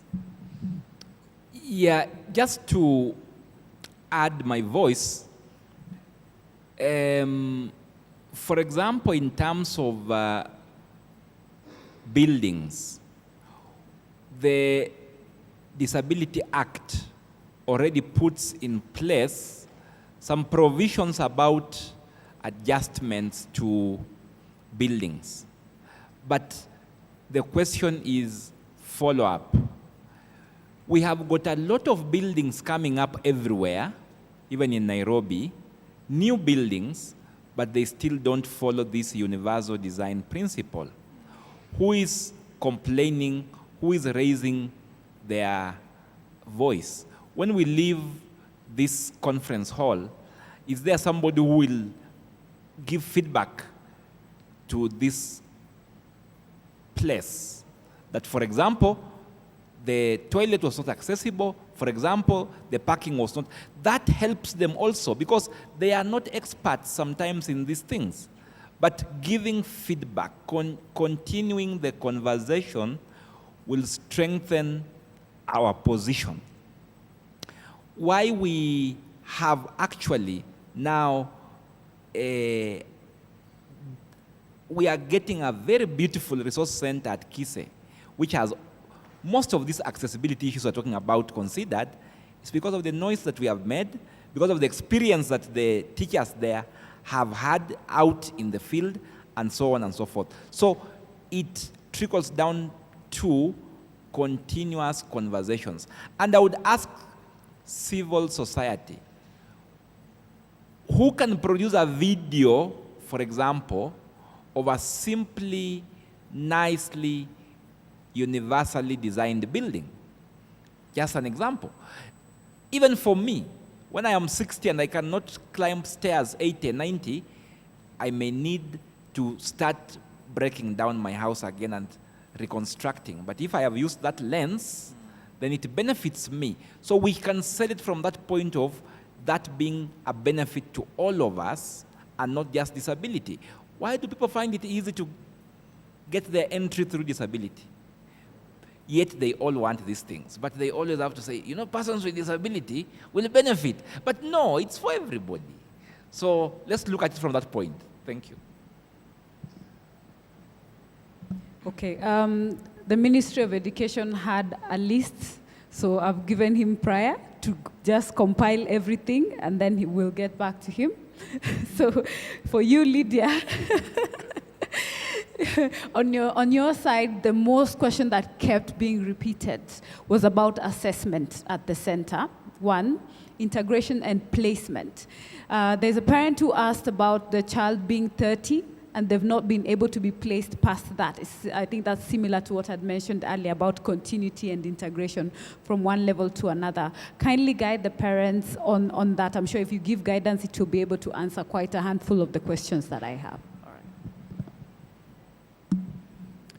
Thank you. I was still expecting a question on transition. And I said I've just come from another discussion elsewhere on the gaps we have in education. And for our own information, somebody asked about special TVETs. I know Martin will say we have 4 special needs technical training institutes, but I want to say we have more than 130 technical training institutes. Why am I using 130? There's no child who is supposed to be enrolled in a TTI, whether it is at the National Polytechnic, at the Technical Institute, or at vocational, and then they're told, like, there's nothing we can do for you. This is what we need. These are the conversations we need to have.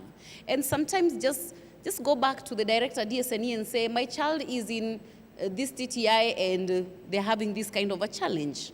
Let us have this kind of discussions. Because if we don't create demand, then nothing will happen to those children. Just very quick ones. There is transition, but the major transition issue we've been having is for the so-called, I'll use the term that is currently being used, emerging disabilities and children with mental disabilities. But we've just launched a course and trained the first group of 20 head teachers of schools for children with mental disabilities. We've just completed the course last week on Friday, and we are addressing the issues of transition. We sit here, for example, we know that current Technical Training Institute has been a technical training institute for the deaf for so many years. But currently it takes all other disabilities and especially children with mental disabilities. But as we take the children there, as I said, let us be part of the conversation with the Technical Training Institute so that when our children go there, one, they get to do the courses they would like to do, and two, we do not take children to a place to just grow up. If a child is in Jacaranda, for example, and they've been there year 1, year 2, year 3, I've grown up in Nairobi. I have seen children go to Jacaranda since I was in high school. I went to college. I have seen them go there. I became a high school teacher. I've seen them go there. I am so afraid of going to Jacaranda and go and meet my age mates still in school, and I'm headed towards retirement, definitely. The first day you're employed, you start working towards your retirement. So we need, for example, to walk the journey that Kamodo has talked about, avail ourselves for what can we do, not just as parents. Go talk to Edwin and say, what projects are you coming up with, and what can one or two of our children take? I'm not here to promote anybody, but I had a discussion when we had a training with the Australian Awards on TVET. And we told them, yes, you have come to discuss about TVET here, but we want our space. As Kise, we want our space for children with special needs. And when we were negotiating for that space, I came across KCCL. Some of you know KCCL. And they have a wonderful program. I really wish that Madam was here. She's around. Yeah, they have a wonderful program where you're trained as per your potential. It's only that, yes, the examining body is outside this country. That is what, Martin, we need to bring into this country. But because now, as a country, we are embracing, and we have embraced CBC. Remember, our CS says CBC has to be implemented to pende to sipende. Actually, my colleagues' parents in special needs, we should be the first people to embrace CBC so that we reach the path. So you know there is a path. We learn up to a certain point and then we start branching. I can't wait for us to branch. Because once we branch, then the next thing we want to know is how will our children be certified? But as I sit here, one thing that I can comfortably exit from special needs education today and leave behind is that we have had enough conversation with NEC that examine me as per my potential. Apart from giving those extra minutes for children with the traditional disabilities, I like that now we're at a point whereby we've even discussed with NITA, TVET is taking it up. If I can make a stool, examine me for a stool. Can you stop those theories of yours? Because we are even saying the people in the Juakali industry, and we know that most of our children have already gone to Juakali industry. They are very good at making something. Can they be examined for that making something? That's something. Can we stop looking for what we never taught them because we never had the right pedagogy to teach them? We are there. Present those candidates. Don't look for KCP. Don't look for KCSE. Can you go to NITA and ask the director there, the craft course, what can our children be examined for? Because we're at a point where we are saying, can we have the industrial model? Do you know the industrial model? The industrial model is whereby this is a factory where we manufacture cars. The best thing that I can do is do rivets. You know rivets, tule tu screw tudogo tunapigongo kwa gari na machine hivi, eh? I can only do rivets. You do the tires, you do the engine. When it reaches rivets, bring. That is what I will do. That is what I am employed for. And as Kamodo says, I have a job title in that factory. Because what amazes me in this country, and I'm a researcher in education, in employment for youth with disabilities, is that in other countries, children with neuro disabilities are employable. Actually, children with mental disabilities are employable in the service industry. They are there in hotels, for those of us who have traveled. But they're not employed here. Why are they not employed here? Can we certify them for cake decoration? That is what they qualify for. They look for a job with that. Or we start an industry and we employ them to do exactly that. So that we stop having this idea of Mercy saying, I'm tired at home because of these children. I always say, as a mother, I am a mother. By the way, I'm a mother. My work was to give birth to children, which we call created with God. Are we together? After the children are born, they are supposed to belong to the state. For me as a mother or as a father, I'm supposed to teach them values. But for them to become those human beings, productive human beings, the state has a duty, has a role to play. But the state will only play that role, for example, if we present ourselves at Bomas to contribute to that conversation. If, for example, I know Alex, we're still reviewing the Disability Act. I always say there's a reason why that Disability Act has never gone through the second reading in the House. Do you know why? I won't tell you why, but you need to go take the reviewed Disability Act, look for the gaps, look for where we are as parents, go and submit those to the right people. There's a caucus in Parliament. Go present your views. And as they review the Disability Act, as we government review the Disability Act, look at also the CRC. We are saying 30 years.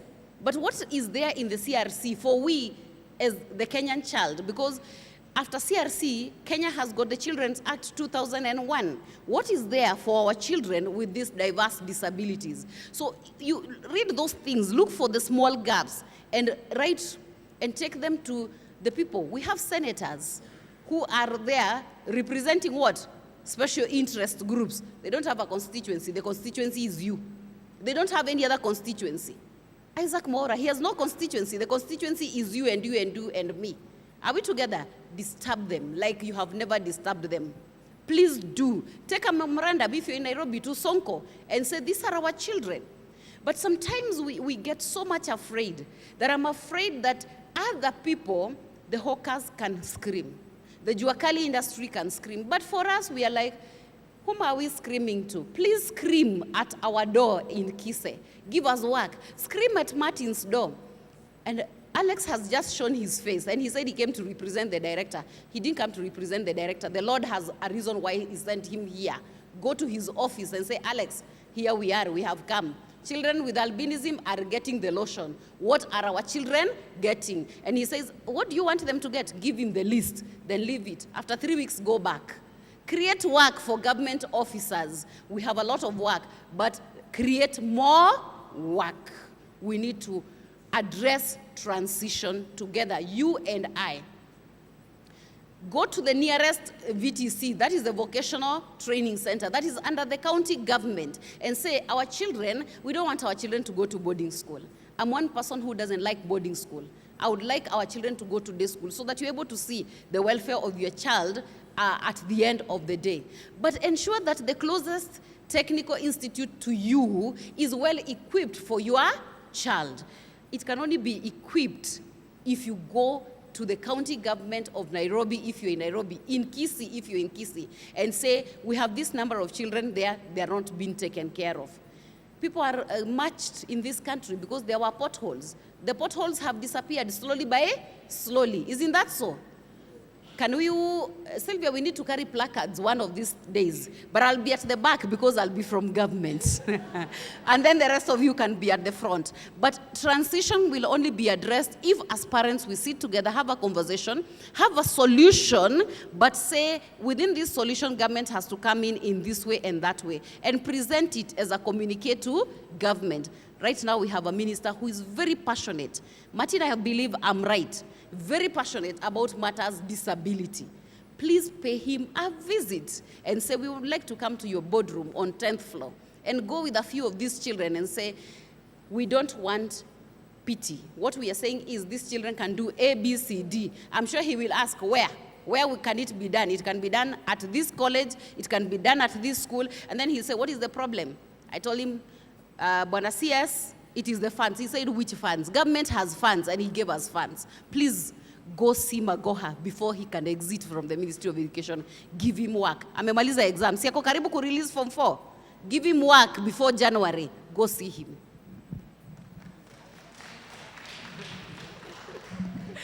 Thank you, Lydia. There is one question that Alex had skipped, so I'd like for him to address, then now we come back to... Okay, there is a question about the cost of therapy, all right?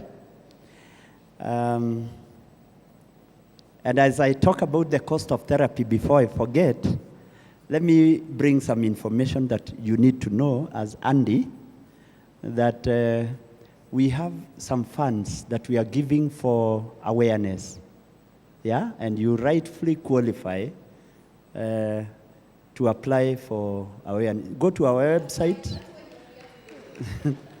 Go to our website. There are those guidelines you'll read, and you'll just apply. And I'm sure you will receive some funds. Now, number 2. Yes. Our website, www.ncpwd.go.ke.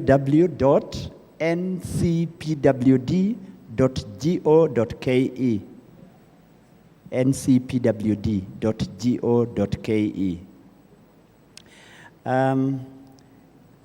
We support institutions.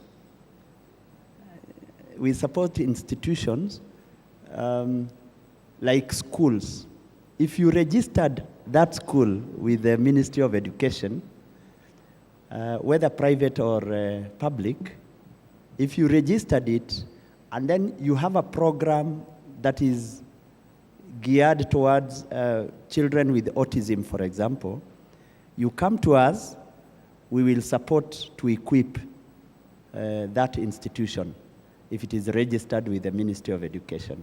So you can work around that and see whether you can have a model kind of an institution, so that where these costs of this therapy can be reduced. Because if you are supported to buy the equipment, then the cost definitely will come down. My department, rehabilitation, we specifically support that rehabilitation aspect for people who acquire disabilities in their later part of their lives. And I can now give I think I will go and ask our director to allow me to support 1 or 2 rehabilitations that are congenital, yes, but they may be, if we can prove to the council that rehabilitation will help that person to transform their life, then I think I'm going to take 1 or 2 examples so that we can now demonstrate, because the board said that rehabilitation for the newly acquired disability, if we can demonstrate to them that sio hao peke yake that require rehabilitation, we may need to support speech therapy and all that, tuone huyu alikuwa hivi kabla, and then after he is this way, then I'm sure they are going to allow us to be supporting for rehabilitation. Yes. There was the issue that I know I have 3 parents plus asked about tax exemption plus benefits of acquiring the card for parents of the neurodiverse community. Because yes, we have cards, we are registered, but what do we do with them? For the cards, I think all children with disabilities are entitled to our education support program. We have a vibrant education support where we give bursaries, there is the bursary and there is scholarship, right? We give bursaries. So we want to introduce the scholarship element. So scholarship means tukikuchukua, if we take you in our program, then all through we work with you throughout the education cycle. We are going to do that. But right now we do bursaries, and they are entitled to bursaries. Number two, for tax exemption, it is unfortunate that parents do not qualify for tax exemption. Why? According to the council, parents are third parties. And I know that is an issue of advocacy that you need to really take up with the board. Parents are considered to be third parties because we deal with the person with disabilities themselves. So not any other person. So we can have a discussion on that, engage our board members for them, because they are the ones who do policies and they are the ones who tell us what to do at the secretariat.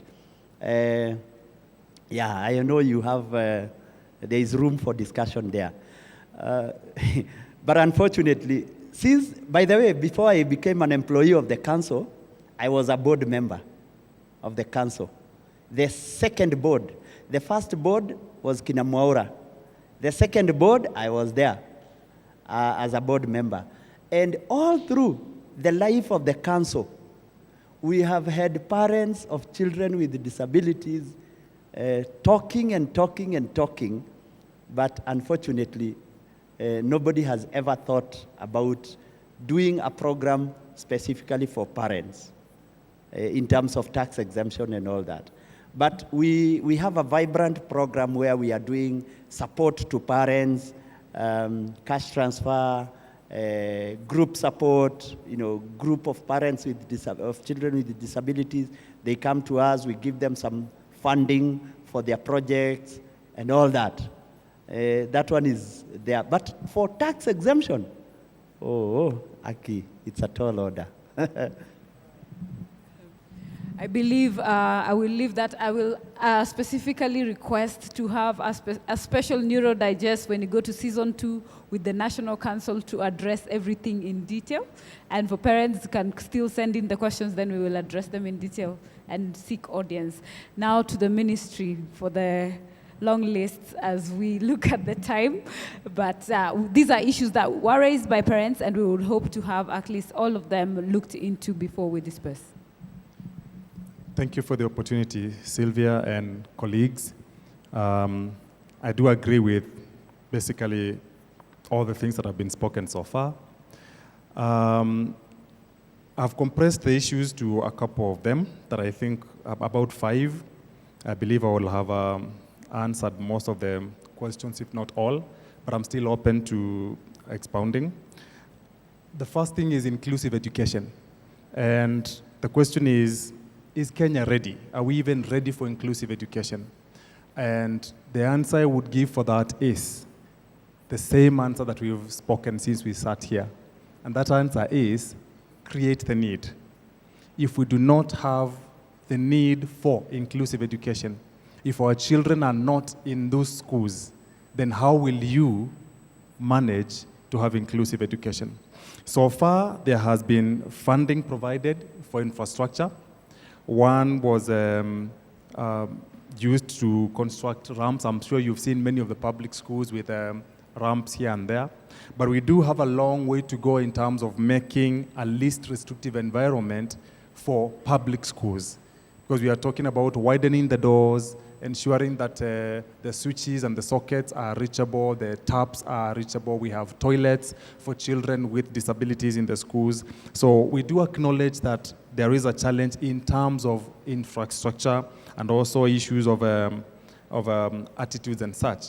But if you look at other countries and what they have done to ensure that inclusion works, and one of the best examples that I would give for myself for inclusive education is actually the racial inclusion in America. If you look at that example, they did not wait until the society, and by society I would say majority white society in the US. They didn't wait until the majority white society said, okay, yes, now we are ready to have black students in our schools, bring them in. They brought the students into the schools regardless of public outcry. They brought the children, including providing them with security to be able to be sustained in school. So the point is, it is not a matter of whether we are ready right now or not. It is a matter of, do we have the will? Are we doing something about it? And do we believe as government it's doable? And when I listen to what the CS says, and when I read all our documents, all of them in their entirety, we are pro-inclusive education. And the thing is, we should start and move from there, solve the problems as we find them.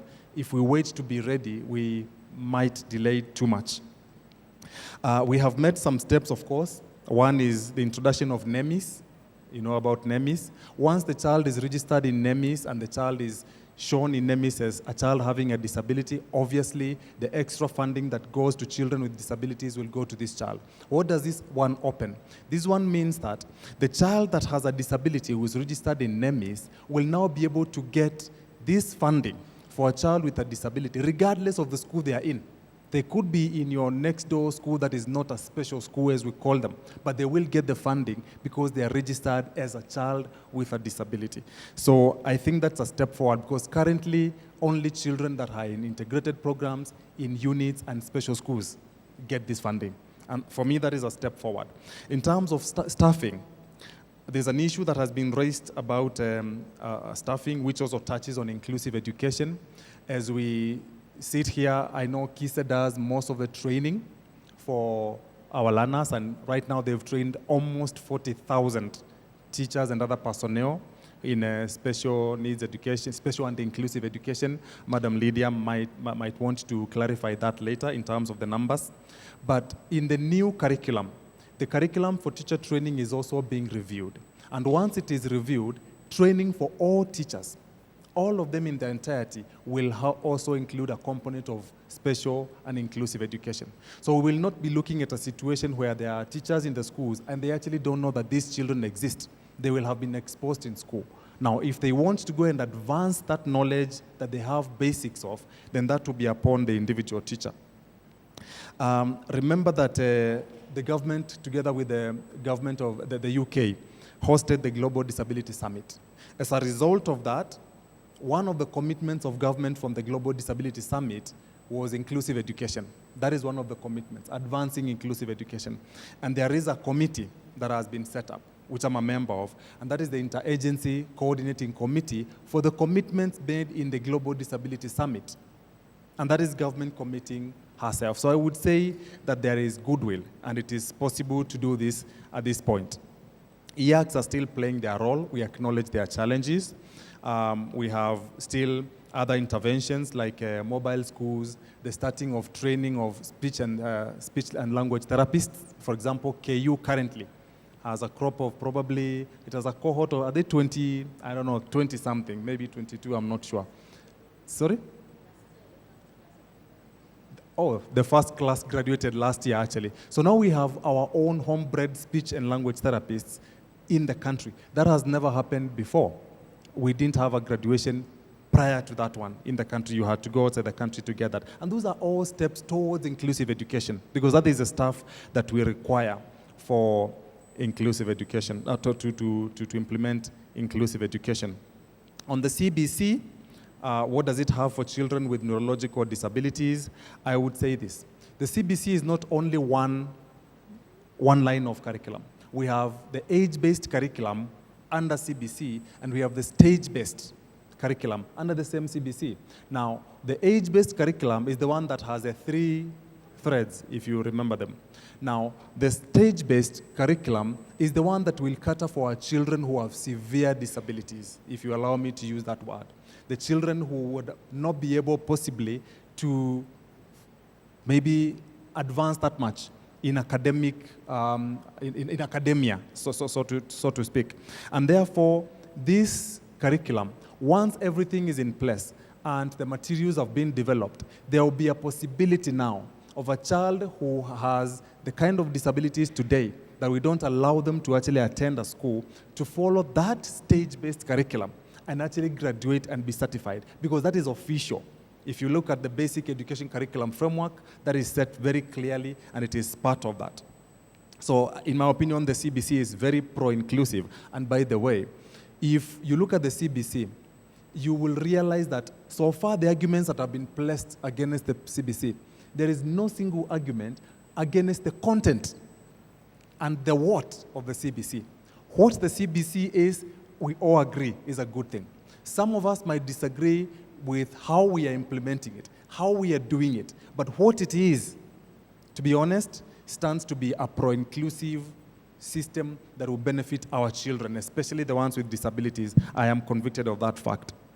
The fact that CBC emphasizes on competencies, not only academic performance, makes it pro-inclusive and good for our children. There are the three strands, of course, having the STEM subjects, the science, technology, etc., social sciences, and then sports. That means every child will have an opportunity to excel in the area that they are gifted in. Because we have children with disabilities who are very good in certain areas. You might have a child who is on the spectrum of the autistic spectrum disorders, but they might be very good, for example, in chess. If they excel in that, then they can go to that thread and push with that one and excel in that direction. And we have that already accommodated in the new curriculum, the CBC, and I believe it is the right thing for our children. We acknowledge that the CBC is there because of the need to plug in some of the spaces that we saw in the previous, or the weaknesses that we saw in the previous curriculum. And therefore, we should give it time. We should give time for the CBC to be implemented, even before we be very strong in opposing what it is. Schools for children with neurological disabilities, I know, because especially we are talking about children who are on the spectrum, that most of the institutions that accommodate these children are actually units for children with autism, which are most of the times in schools for the mentally or for the intellectually disabled. So there is a gap to an extent that we do not have fully pledged schools that are public for children who have autism. However, I would like to say that that appears to be the advantage. That could be the opportunity. Because now that we do not have special schools, now we have the opportunity to enroll these children in the regular schools where they can fit.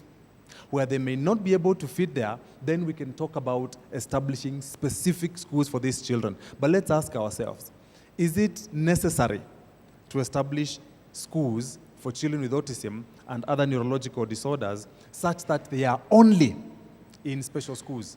Is it not worth thinking about having these children in the schools that are in the neighborhood where everybody goes? Because remember, the key intention and the aim of having an inclusive education is to end up with an inclusive society. The more we have a special education and an emphasis on special education, the more we will have a special society.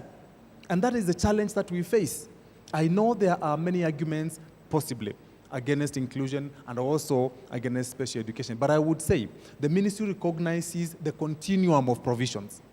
If you look at our documents, it recognizes special schools, integrated programs, homeschooling. As we speak now, the sessional paper number 1 of 2019 recognizes homeschooling.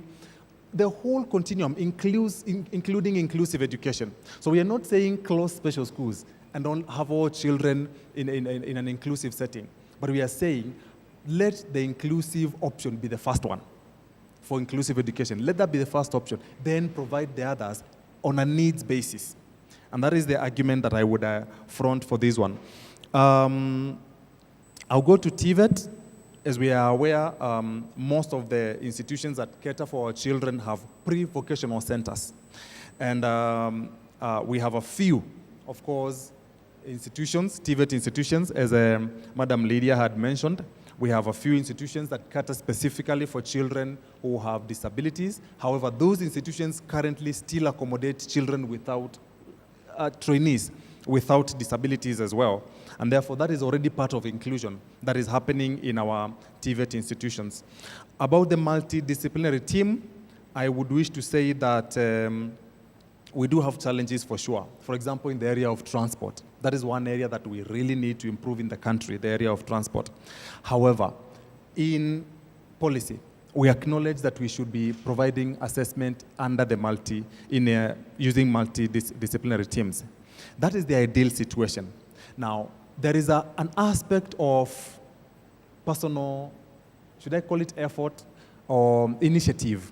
I can give examples of assessment centers, educational assessment centers that actually use the MDTs, let me call them that, multidisciplinary teams. One of them is St. Paul's IAC in Nairobi. They actually have a fully seconded physiotherapist in the house. They get others to volunteer to come. They get students from KISE, from the universities and all that. And they work very well with their team. I'm also aware of Mumia's IAC in Kakamega.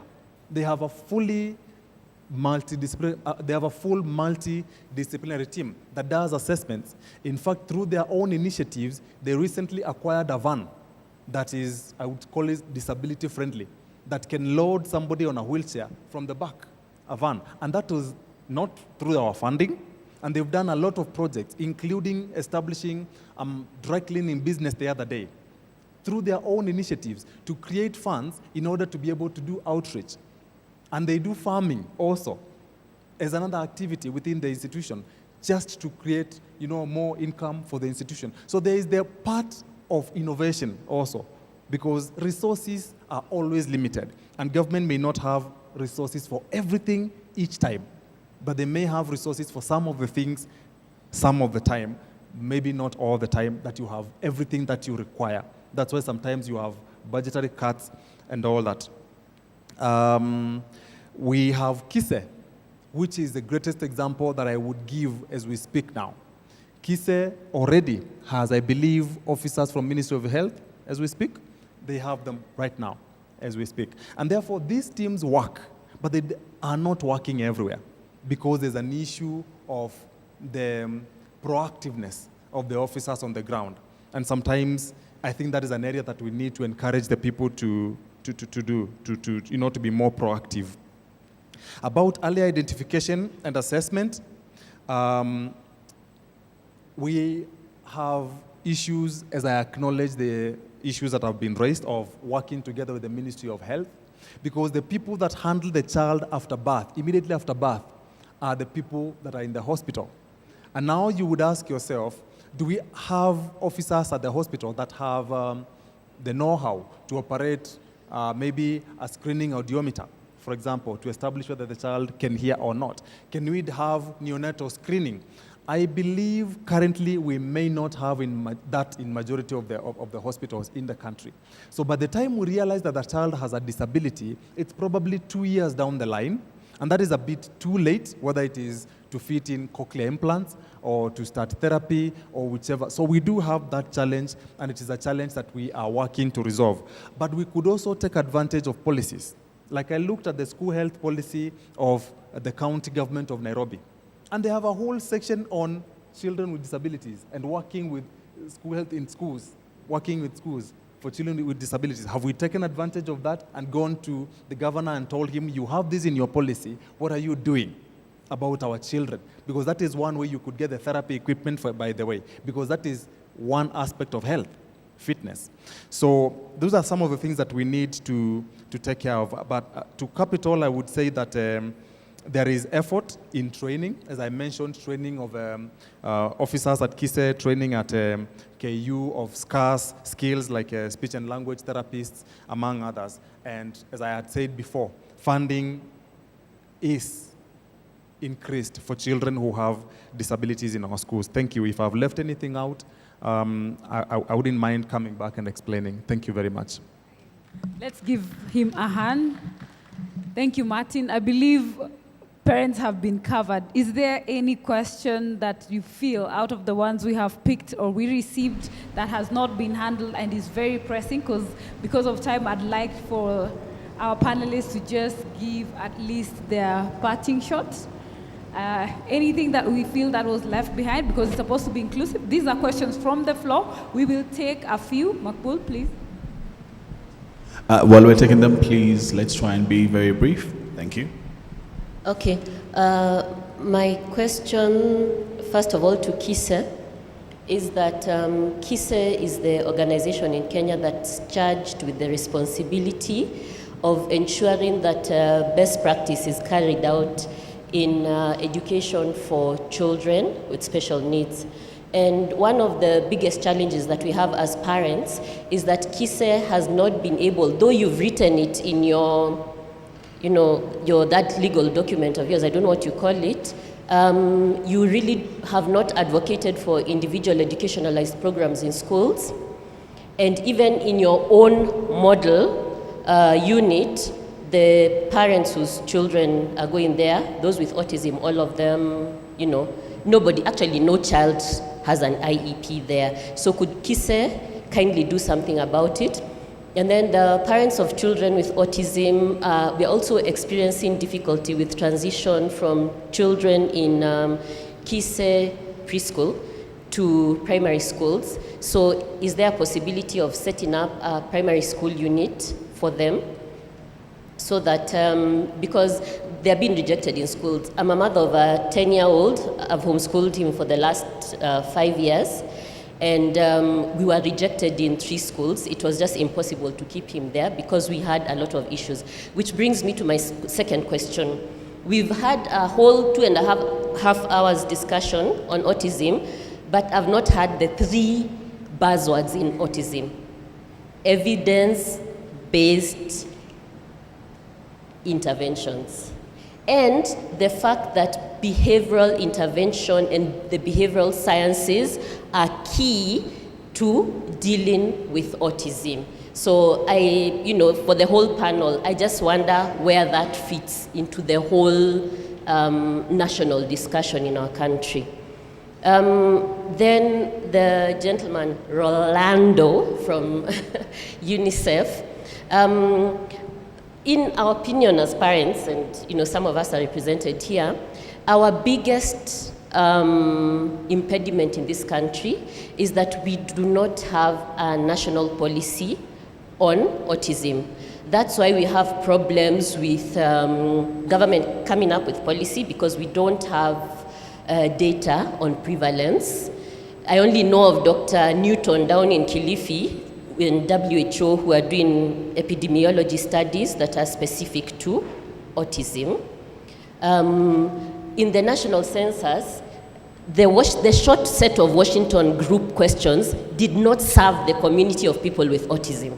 It actually didn't, and that is because, first and foremost, the 6 set of questions, and it's even there in their document as the Washington group, they specifically say that it's impossible to pick up autism, especially during early childhood until about 8 years, using the short set of Washington questions.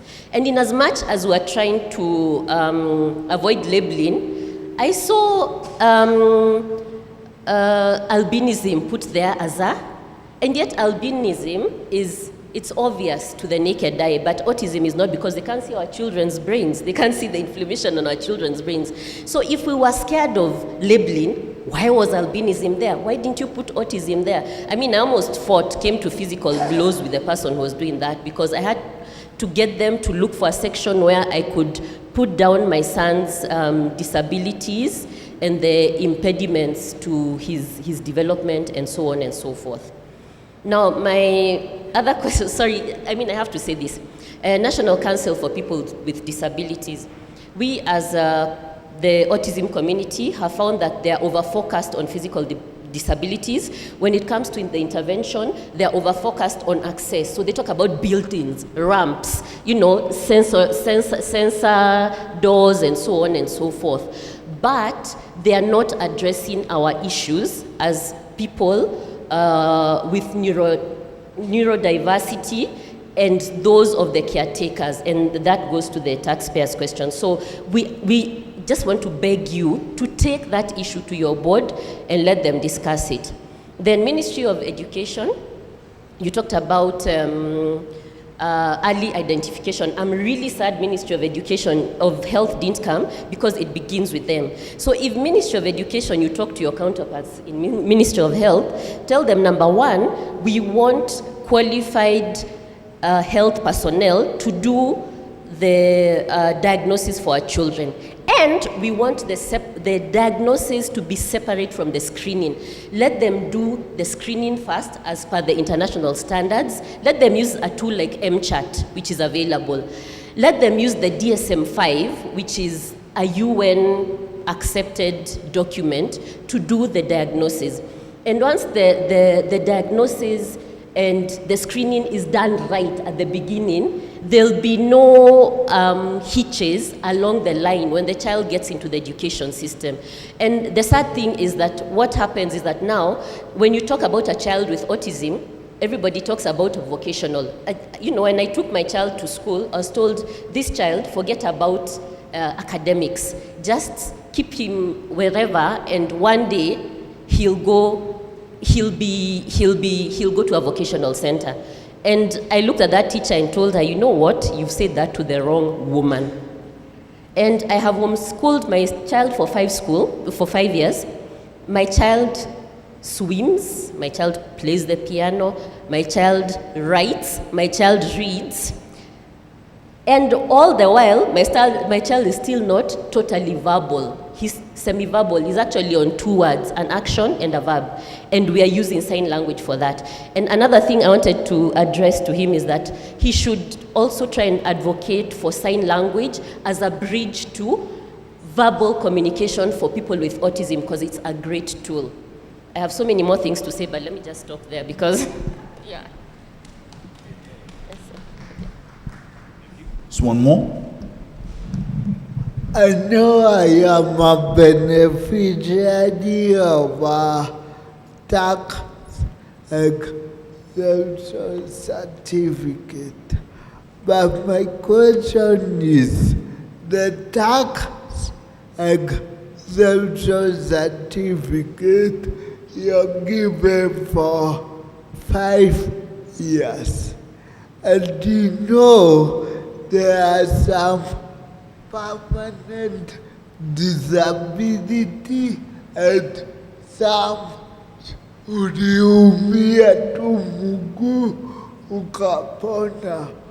But so what I'm trying to ask the National Council, can it be increased to 10 years or 20 years for those who have permanent disability? I'm going now to UNICEF. Can you please talk with insurances to cover people like us? Because I don't want these children to suffer the way I went through. Thank you. All right, just one more. Thank you. My name is Alice Mundia. I chair psychosocial support of parents with children on the autism spectrum, meaning that our group has over 500 parents, and we keep discussing together. One of the key challenges we have is the issue of schools. The special units available within Nairobi are about 3 that cover autism. We have Buruburu 1 Primary, we have City Primary, and we have Kasarani. The state of the schools, they are basically run down, and the facilities are not really receptive to persons on the autism spectrum, meaning that most of our children are also in other special units, in other schools, basically in special schools, which is outside the government-oriented system. And one of the key challenges our children will also face, and we discussed about it earlier, is transition. We find, Madam Esther will tell you in KCCL that most of the students are basically secondary school students, and she cannot even take the primary school students because the school may not be accommodative. And what is happening is most of the children are not transiting. They are remaining in school for a very, very long time because of the programs that are there. And I go back to what my colleague was saying, the evidence-based methodologies of teaching. We only have one BCBA in Kenya, a certified BCBA in Kenya with Puja Panesa. And we have a big gap when it comes to training of our teachers on issues, behavior and handling of persons with autism. And basically the teaching methodologies that are widely accepted across board as evidence-based. So basically, I think the Ministry of Education should also look into just having the teachers, even if it's just an additional unit, where teachers are also trained on applied behavior analysis, even if they may not get the whole concept certified by the board, but at least they should learn more about autism and the basic interventions that need to be considered and taken into consideration, especially when it comes to early intervention. And so basically, when we meet most of the teachers, they just say that they write off your child, like basically they cannot be taught and they need to be considered for vocational training, which may not be the case. We know that world over, persons on the autism spectrum are trainable, and they are becoming employable in various areas because of the strength that they have in terms of, because of the consistency. They have a lot of strengths that need to be tapped, and a lot of them are locked in houses. And most parents, most of the children are not accessing basic education and benefiting from the interventions put in place by government. Thank you. Hello, good evening. I'm Purity Mombi, and I work in a radio station, and we have that program that addresses matters disability, the voice of disability. And I also work with a foundation called Golden Love Foundation. And I'm happy for this forum. Thank you, Madam Lydia. I was a student in Kise, and there's so many times I knocked into your door, and you're so kind to me. Thank you so much. My question goes to the Ministry of Education and to the National Council. After doing so many activities in Kiambu County as a foundation, we realized there is a lot of parents with children who have cerebral palsy. And in this case, it was severe. It is severe cerebral palsy, whereby these children, and there is no any point this child will go to school, will do anything. They are purely 100% dependent on their parents. And because of that, I've come up with an initiative whereby we want to have them dropping the children to the school.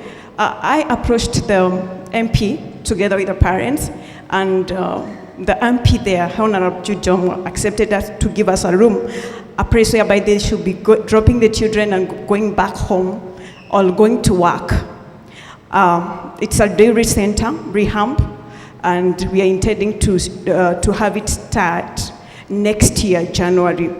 Now, we have a myriad of challenges, but we believe in what we are doing because if we can be able to hold hands together, I know we are going to realize this. Now, I would like to ask, how can you be able to come in and ensure, or what do you have is a ministry for those children whom you are going to bring there? They cannot be able to study at any point, but they belong to you. They are in the school setup. What do you have for them?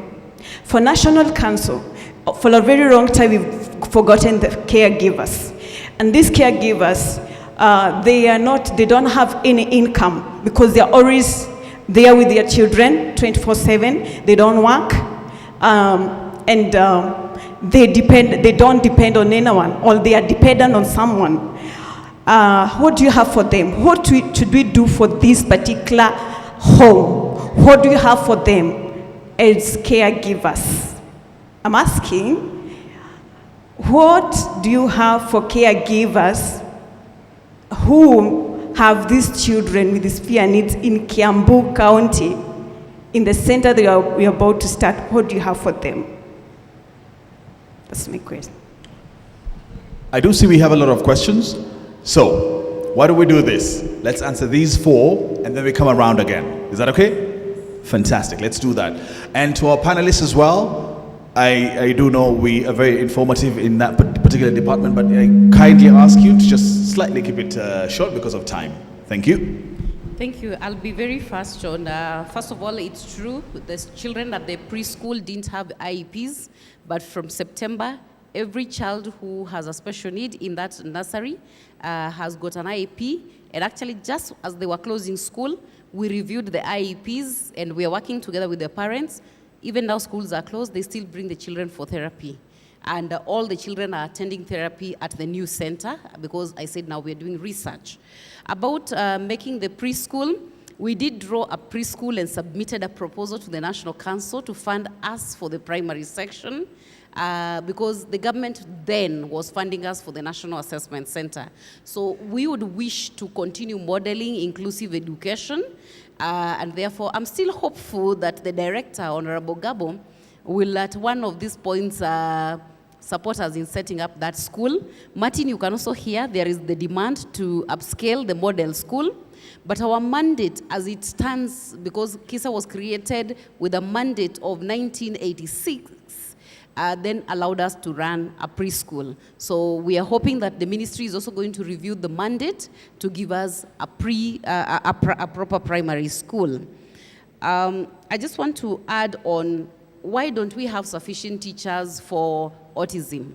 We train teachers for autism every other year, meaning we skip 1 year, because we have also to train for emotional and behavior difficulties. And I can tell you, the teachers really go. You know, they are everywhere in every county.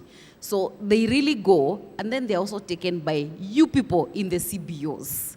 And therefore, you compete with the Teacher Service Commission, who is going to have the teachers. Is it the CBOs? Is it the private schools? Or is it? So the teacher who has pedagogies for autism is on high demand. So Martin, again, you need to write that down so that maybe we see whether we could double the number of teacher trainees that we're training for pedagogies for autism. I will pass the mic to my neighbor, Edwin, for 1 minute to also tell us, are we really ready for inclusion for every child? Yeah, thank you. The discussion has kept evolving, and every person brings the ideas to the table, but the reality remains that we will continue having different ways of looking at inclusion, but the child's needs must be met. That's the priority, in a least restrictive environment and in a manner that does not discriminate the child from accessing services. So that is most important. Thank you. Just before the mic moves, allow me to add this. We are championing IEP. Actually, there is no one else who champions IEP more than KISE. And what I want to inform all of us, CBC now has made sure that IEP is everyday classroom work. So, Martin, I believe there is no CBC without IEP. So IEP now is going to be a must in every school. So I think just one response. It's interesting because when you mention about your child being stereotyped to only go into vocational, I think it all boils down to stigma and stereotypes. And it's interesting because I haven't really heard about this issue so strongly, which I think is the root cause why people with disabilities and children with disabilities continue to struggle in inclusion. In the Philippines, for instance, if you have a blind child, the parents only expect you to be a massage professional. That's your future. So this is stigma and stereotype. And how can we address this? The challenge is we keep doing advocacy activities not so consistently and sustainably. So we have International Day of People with Disabilities. It's a one-day event. Oh, next year, 12 months later, let's do it. I think what is needed is a sustained and continued advocacy. You know, stigma will never be eliminated, but we can minimize stigma and discrimination and stereotypes against disability. And I think this is something that we need to address as a whole. Thanks. From my end, as an advocate, I will add on to that. When we're talking about emerging disabilities, it's actually, I believe, it's not emerging. It's been there. We're just more aware of it now. We have come out more, so people quite understand. So it's been there, but 80% of us have, how many of us have had cultural of New Chawi? How many of us have been told it's witchcraft? or we did something, that's why we have children with disabilities. Because that's what our African community content is like. But the more we talk about it, the more we correct the narrative, the more people are aware, so that we are able now to progress and move forward. Yeah, thank you very much. I'll be as brief as possible with my questions. About evidence-based intervention, we acknowledge that there's a need for research, and KISE is currently doing that, because what applies in other countries may not apply here. That's my thinking. So if we are going to have evidence-based intervention, then it has to be something that has been tried, seen to work, and now is implemented.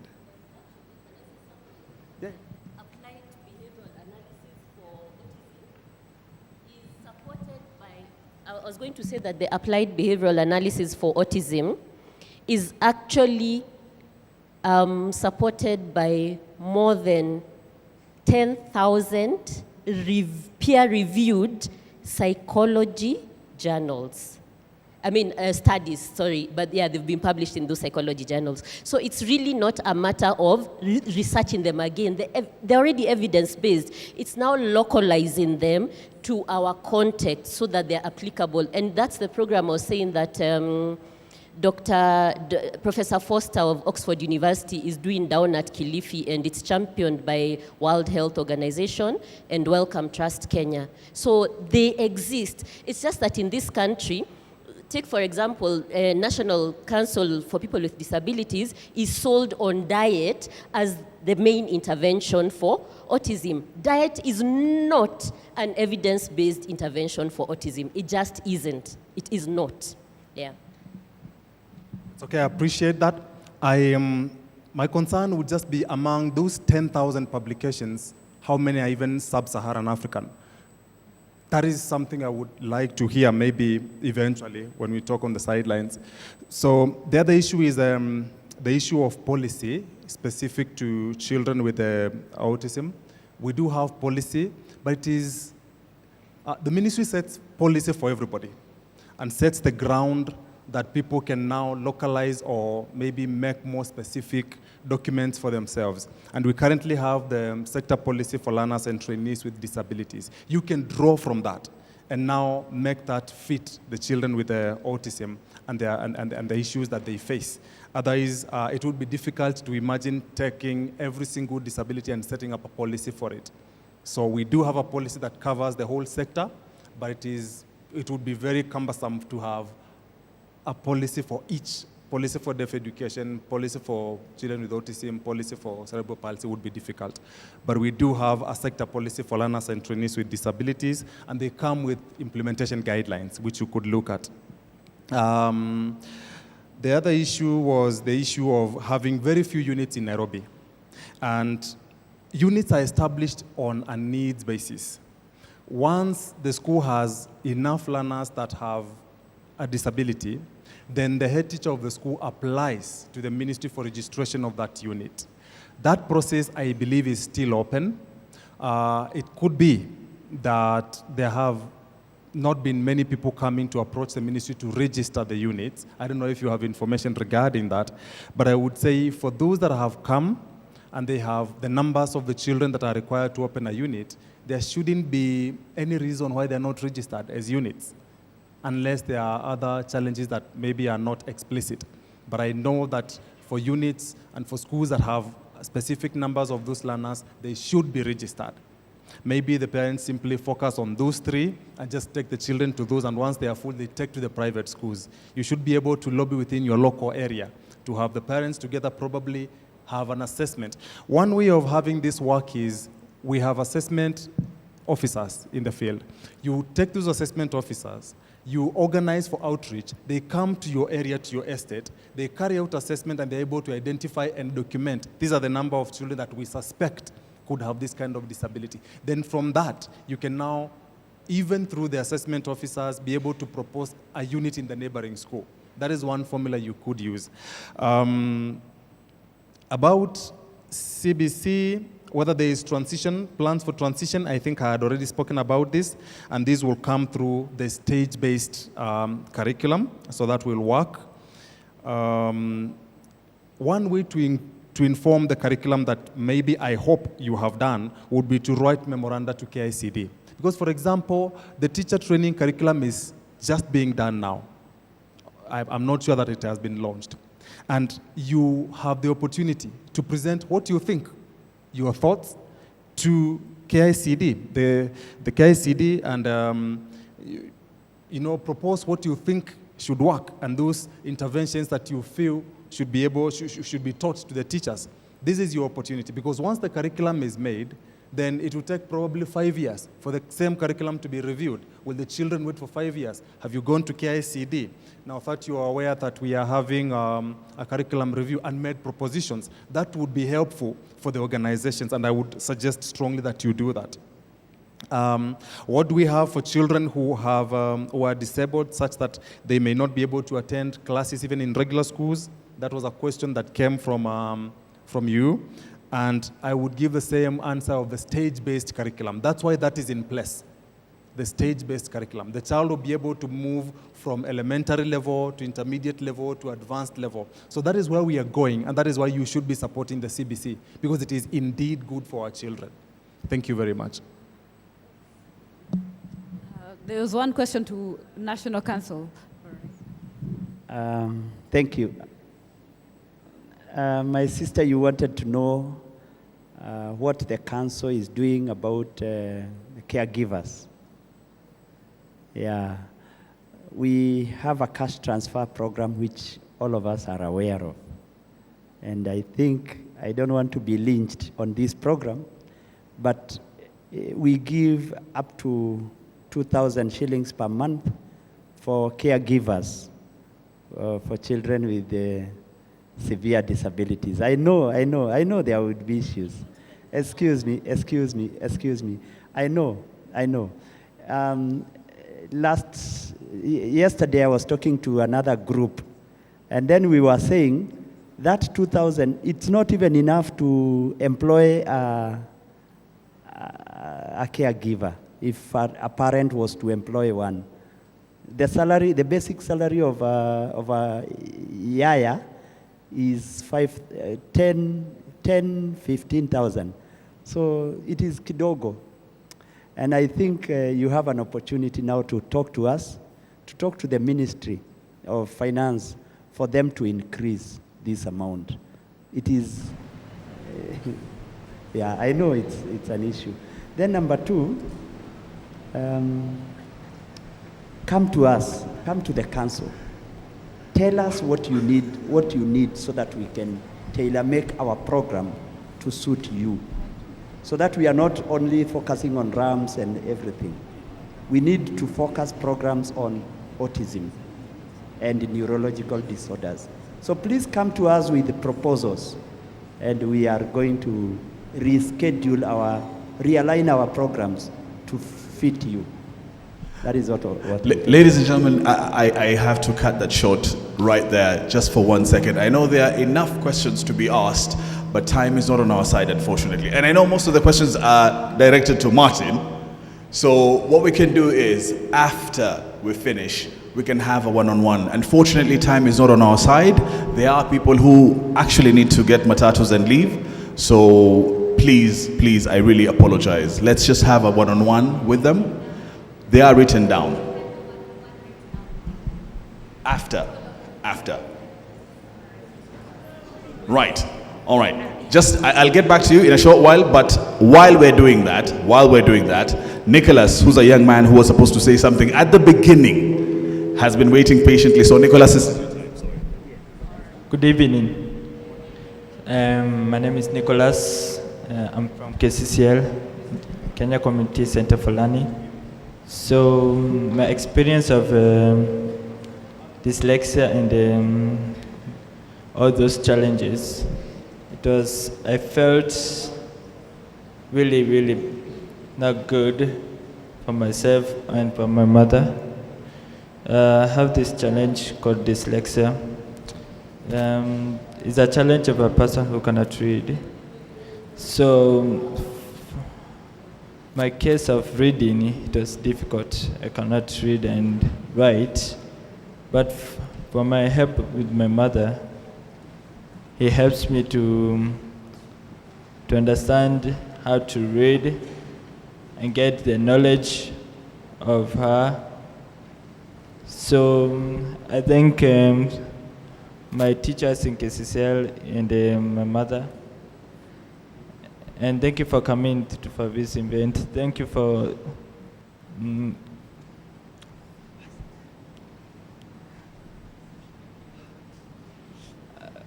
I want to say thank you for her for inviting me. So yeah, thank you. Right, thank you, Nicholas. Direct questions. So, go ahead and I shall ask the person to answer directly. Okay, mine is not really a question, that's what I was saying, yeah. Martin, you said the ministry is out to make policies for the group. My name is Lily, and I want to say I represent the community with Down syndrome. My son has Down syndrome. I've heard a lot about people talking about autism, and yes, the answers were focused on that group. But I would want to challenge all of us. When we are driving policies and all, can we think of special needs? Thank you, Sylvia, for saying, AndySpeaks for special needs, regardless of what shoe you're wearing now. Because you don't know, tomorrow your grandchild might be Down syndrome, or your niece might have cerebral palsy. So when you're looking at all these policies, please be wide, be broad. Think of all of us. Don't think of the lotion for just the, people who need that. So let's be diverse. And even us as parents, when I am talking, I actually get referrals for all special needs. Because when I wore this shoe, I realized there are many people suffering. So even us, wherever we are knocking doors, don't knock doors for Down syndrome. Yes, that's the shoe, I understand.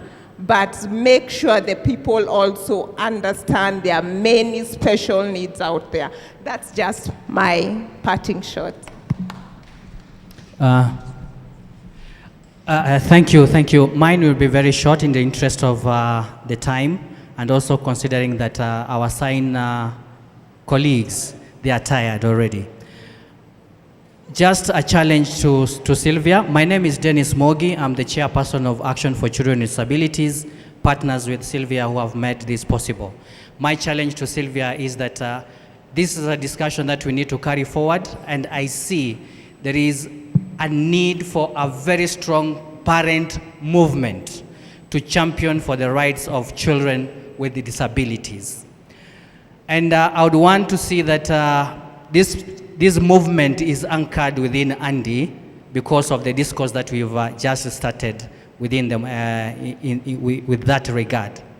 I would also want to pass a challenge to the government colleagues that are in front of us, because we say money for persons with disability is the easiest to waste around it, left, right, and center. If we look where these monies are, there's money within the National Fund, money within the National Council, money in the Ministry of Education, money in the Ministry of Labor and Social Protection, fragmented all over. We don't know what it is being used for. So perhaps it's a discussion that we need also to have within this kind of platform and see how can these resources be properly utilized to benefit the children with disabilities. Otherwise, thank you so much. Right. No questions, just summaries at this moment. I'm Marion Nyaboke. I'm talking to the Ministry of Education. In primary schools back home in my village, there is a unit of special needs in schools. That is, they're trying to embrace inclusion. But whatever they're doing is not it's not how it's supposed to be done. Like, the students are just being taught like that, and then they end up getting low marks in KCSE, and they're being bought some little things and sent home. Now they're done with education. So there is the inclusion thing is not embraced well. And unto Sylvia, kindly go back there, back to the villages and do awareness. Because most parents fear coming out clean, talking of their children with the disabilities. I have a friend of mine who has a sister with cerebral palsy. The sister is now 20 years old. She has been kept in the house doing nothing. She has never been taken anywhere, never been given any kind of education. So the parents fear coming out clean that their children have got the disabilities, taking like, wengine wanaichukulia kama uchawi, like, yeah, so they're not coming out clean. So these awareness things should be done back to the villages. Ianzie huko mashinani and then. Hello, my name is Mary Musyoki. I'm an occupational therapist with SEP Kenya, Special Education Professionals. And I just want to emphasize and thank KICD for doing the tools. Sorry. Yeah? Kise, sorry. For doing the tools, because I bet that is one area that we've not explored as Kenya. And considering that Malawi and Uganda have done tools in different conditions, so it's a good initiative, and I would really emphasize on you guys finalizing it and sharing it with us. And also, as my friend has said about outreach, we do outreach in the urban and rural centers, areas where parents cannot get therapy. So I guess even the government can collaborate with non-profitable organizations or societies that are already working with people with disabilities outside Nairobi, so that we can get more knowledge and also how to reach those parents, because most of them, especially when it comes to autism, Down syndrome, they will let the child just stay at home and they will go and do other work. So I guess it's good if the government will collaborate with societies like SEP, Kotri, that are reaching out to the rural areas so that they can learn more. And I think it's a good forum, and it's good that we are networking. Thank you very much. Good evening. My name is Wambui Wayaki. I work with EarTrek. Mine is like a comment, because I would like to see the Ministry of Education together with KICD probably prepare or develop some programs for parents, yeah, because the parents are the primary caregivers to these children. If we could have programs which can be implemented from the very early stages with the parents, then the parents are going to be able to deal with their children ready for the next steps. And then also, we have parents who need even sign language, even children with, this spectrum. They need sign language. The parents need sign language. Would like to know how KISE can assist on the ground. The organizations which want to support in training their parents in sign language without having the formal way of coming to KISE. How can they support us to train those parents and certify them for if they want to move on with their work? Thank you. Okay, thank you for this opportunity. My name is Edward, a special needs teacher, Mirema School. My concerns, I will direct them to the Minister of Education, Mr. Alex. With the CBC, during Grade 3 assessment, we registered one learner with the cerebral palsy for the regular assessment. Despite that, the Kenya National Examination Body, they didn't modify the tool in any way. All we end is the name at the top of the paper. Even the instructions and everything was the same. Without considering the handwriting of this child, without considering the time duration of this child, and it was to convince the person invigilating the exam to go beyond the instructions given. Secondly, on the CBC, we have talked about the stage-based line under the CBC. I have been calling KICD every week. Yes, we have the foundation design out. I have a learner who actually has already completed the foundation level. But where is the intermediate level? We can see already the grade 4 designs are out. They are ready for next year. But are the special needs teachers and other people who support these learners ready for intermediate level next year? Then the publishers who are doing CBC books, we haven't seen a lot of modifications or adaptations of these resources to accommodate the different label learners. Thank you.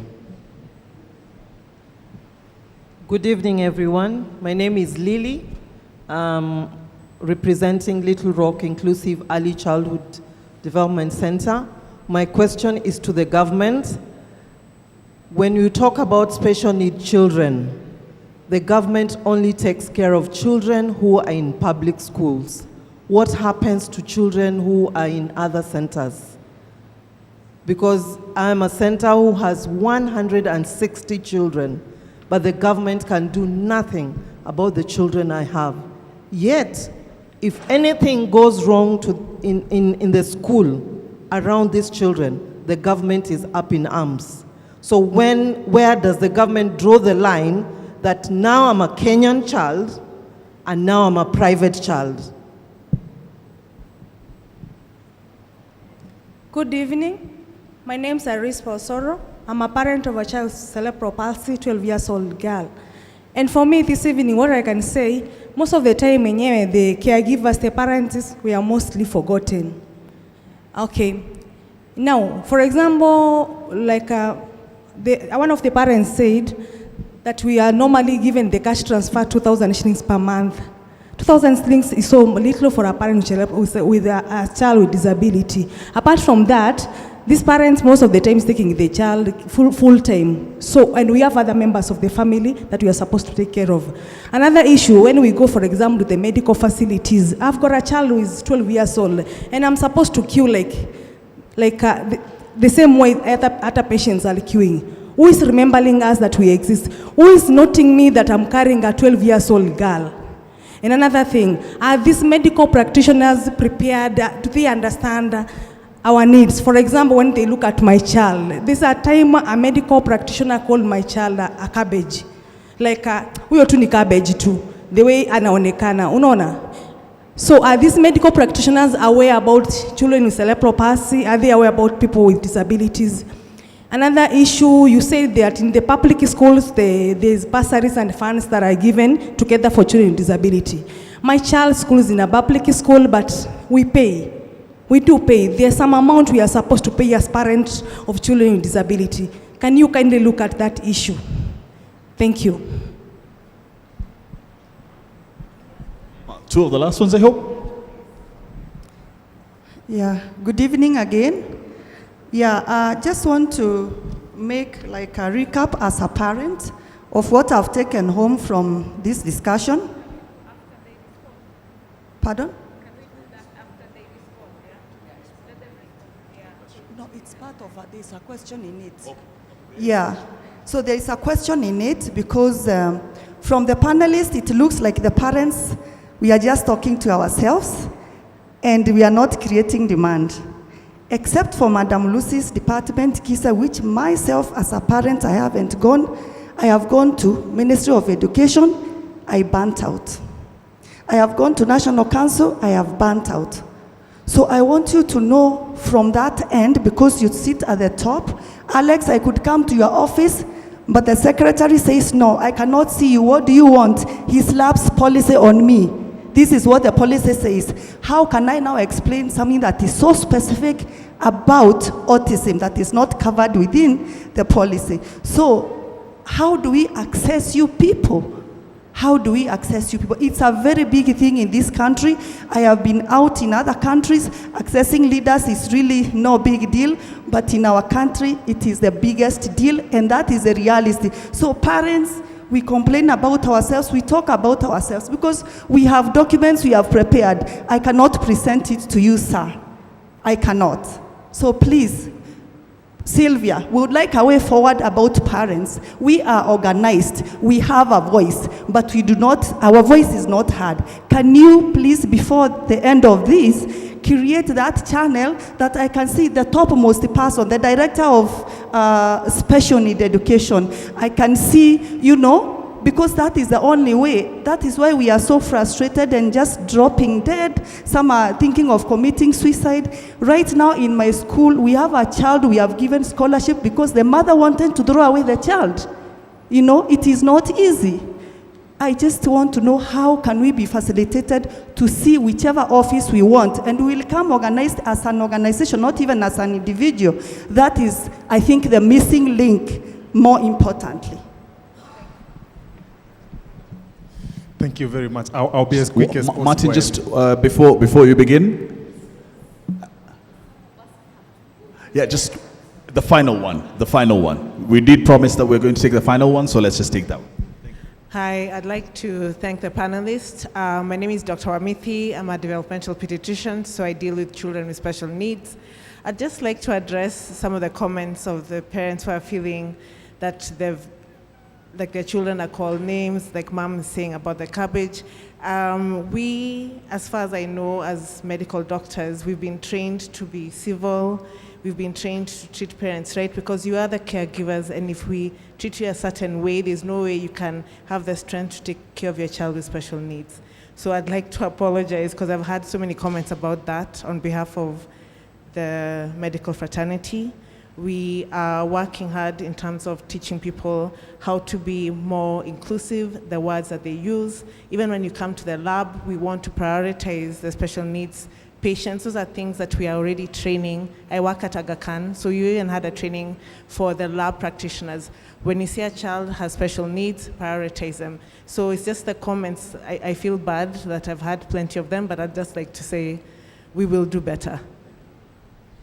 Thank you so much. What I can say is NeuroDigest 2 is coming up soon. Martin, over to you. I know we are very anxious. I'll be very quick. Number one, we may not be able to appreciate the difficulties of disability unless we or an individual has a disability or is affected by it. So I acknowledge that. It's not easy. Regarding teacher training for CBC, I think I spoke about this some time ago, so I'll skip it. The other issue is the resources for CBC, especially the books, and that is the field for KICD, and now you're raising the issue of the intermediate, materials for intermediate stage-based curriculum, that they are not out. There could just be a delay. I may not have specific information as to why there is that delay, but I know they should be out by now. The caregivers forgotten. I think that should have been an issue of the National Council for Persons with Disabilities, so I will also skip that. I'll go to parents that pay. I am aware personally that sometimes parents pay in public schools, and a good example is for schools that are boarding schools that accommodate our children with disabilities. Many times their location provided is not enough, and I know parents pay to top up, and that is a challenge. What we have done at the Ministry of Education is that we have proposed a calculated unit cost that is being considered at the senior management level as we speak. So we hope that that will go through at some point, that a child will be funded according to their need, not just because they're in a school and everybody gets the same thing. And that is what is being done right now at the ministry. Then how do you access officers at the Ministry of Education? I'm actually surprised that you couldn't access people, because let me not even speak about myself, because for me, you just walk in. The director is very accessible. If you go to his office, I actually do not believe you went to his office and someone told you you couldn't see him. Okay, then come to me next time. I will make sure you see him, because I know he doesn't really refuse to see people, for sure. Thank you, Martin, for that, and at least for being accessible, and that I can attest to, accessibility. I have had the audience, and I've had the outcry of needing a parent and needing a point of which to channel all our grievances, which that's why we invited even the stakeholders in terms of organization. We will come together and actually do something about that. Over to you, Lydia. I think I'll make this short. First of all, I want to tell Mercy, you're not talking to yourself. We need more of these dialogues, and personally, I'm very excited. Mogi, the chair ACD, you can see the parents' response. The other week, we were at Kise when we were launching the strategic plan. I think we need to be present, like somebody from SEPU, she's gone, said. We need to be more present at each other's occasion so that we synergize and come up with the things that can be forwarded, including we need to empower the director of special needs. As we say, he's accessible, but if we would do this and take to him what has transpired here, we take to him what was there last week, then we have empowered him to be able to present something to senior management. So I would also say when we are called upon, let us be present and let us contribute so that we continue these dialogues. If we have an outreach, let us communicate how we synergize again within that particular outreach. I've just come from Homa Bay like 2 weeks ago. We registered a lot of children with disabilities in Homa Bay. I managed to work with National Council, Ministry of Health, and the members of parliament, at least 5 members of parliament. And what we were doing on-spot registration, because Kise was there, we would do the screening, the doctors were there, National Council was there, and some of the members of parliament just cooked uji for the children. And it was very tiring, but for me it was very fulfilling. It was a week where every day we woke up and went to a different sub-county. But this will only work if people come together, because I might not have the funds to do that. The council might not have the funds to do that. I'm not saying we be funded. We just bring our little funds together and then we can do more. But let's have more of this. And Mogi, I also think as a chair, I know we are giving Sylvia do this. I know already ACD has the ear of the ministry, and you're doing so much with the ministry. Pick up this kind of conversations and let us revive. In 2007, we created Wazazi Wema. I was one of the founder members of Wazazi Wema, which was founded by the director Kise then, Madam Monica Kilonzo, to give parents a voice out of this kind of a discussion. Wazazi Wema is there. It is fully registered. It started operating. We gave it an office in Kise. Then we said at one point, you've grown, get out there so that you stop being inside government, and yet you're bringing your issues to government. Can we have a parallel to the National Parents Association, Martin, specifically for parents of children with special needs, and be active? Just like today, the National Parents Association is always there when exams are being done, when anything of the ministry is happening, they have to be represented. Can we have that? If you're going to appoint Sylvia or whoever, for me it doesn't matter, but can we have these voices continuously so that nothing is left behind and nothing is done without you? Even those issues of exam, those delayed things, they will have to come out at the same time, because that's the commitment of the ministry. But let us say this ministry is one big house with so many people who are asking for this, who are asking for this. Let us never allow ourselves to be forgotten as parents of children with special needs and disability. Sometimes when we want to reach the director, DSNE, and we are not reaching him, come through Director Kise. He also is in management in Jogo. Come explain your issue. If it is something he can present, the director DSNE sits in our council. So let's have these conversations and see where it works for us. Over to you, Makbul. Wow, what an evening. We're supposed to finish at 8:30, it is 10. It also shows how compassionate we are about this particular topic. And you've heard from the parents, you've heard from the panelists. The more we talk about it, the easier it becomes, the better it becomes. So thank you so very much for attending NeuroDigest, the first one. Well, the second one will come promptly because we have a lot to say about it. But from myself and of course the panel as well, thank you so very much and have a fantastic evening.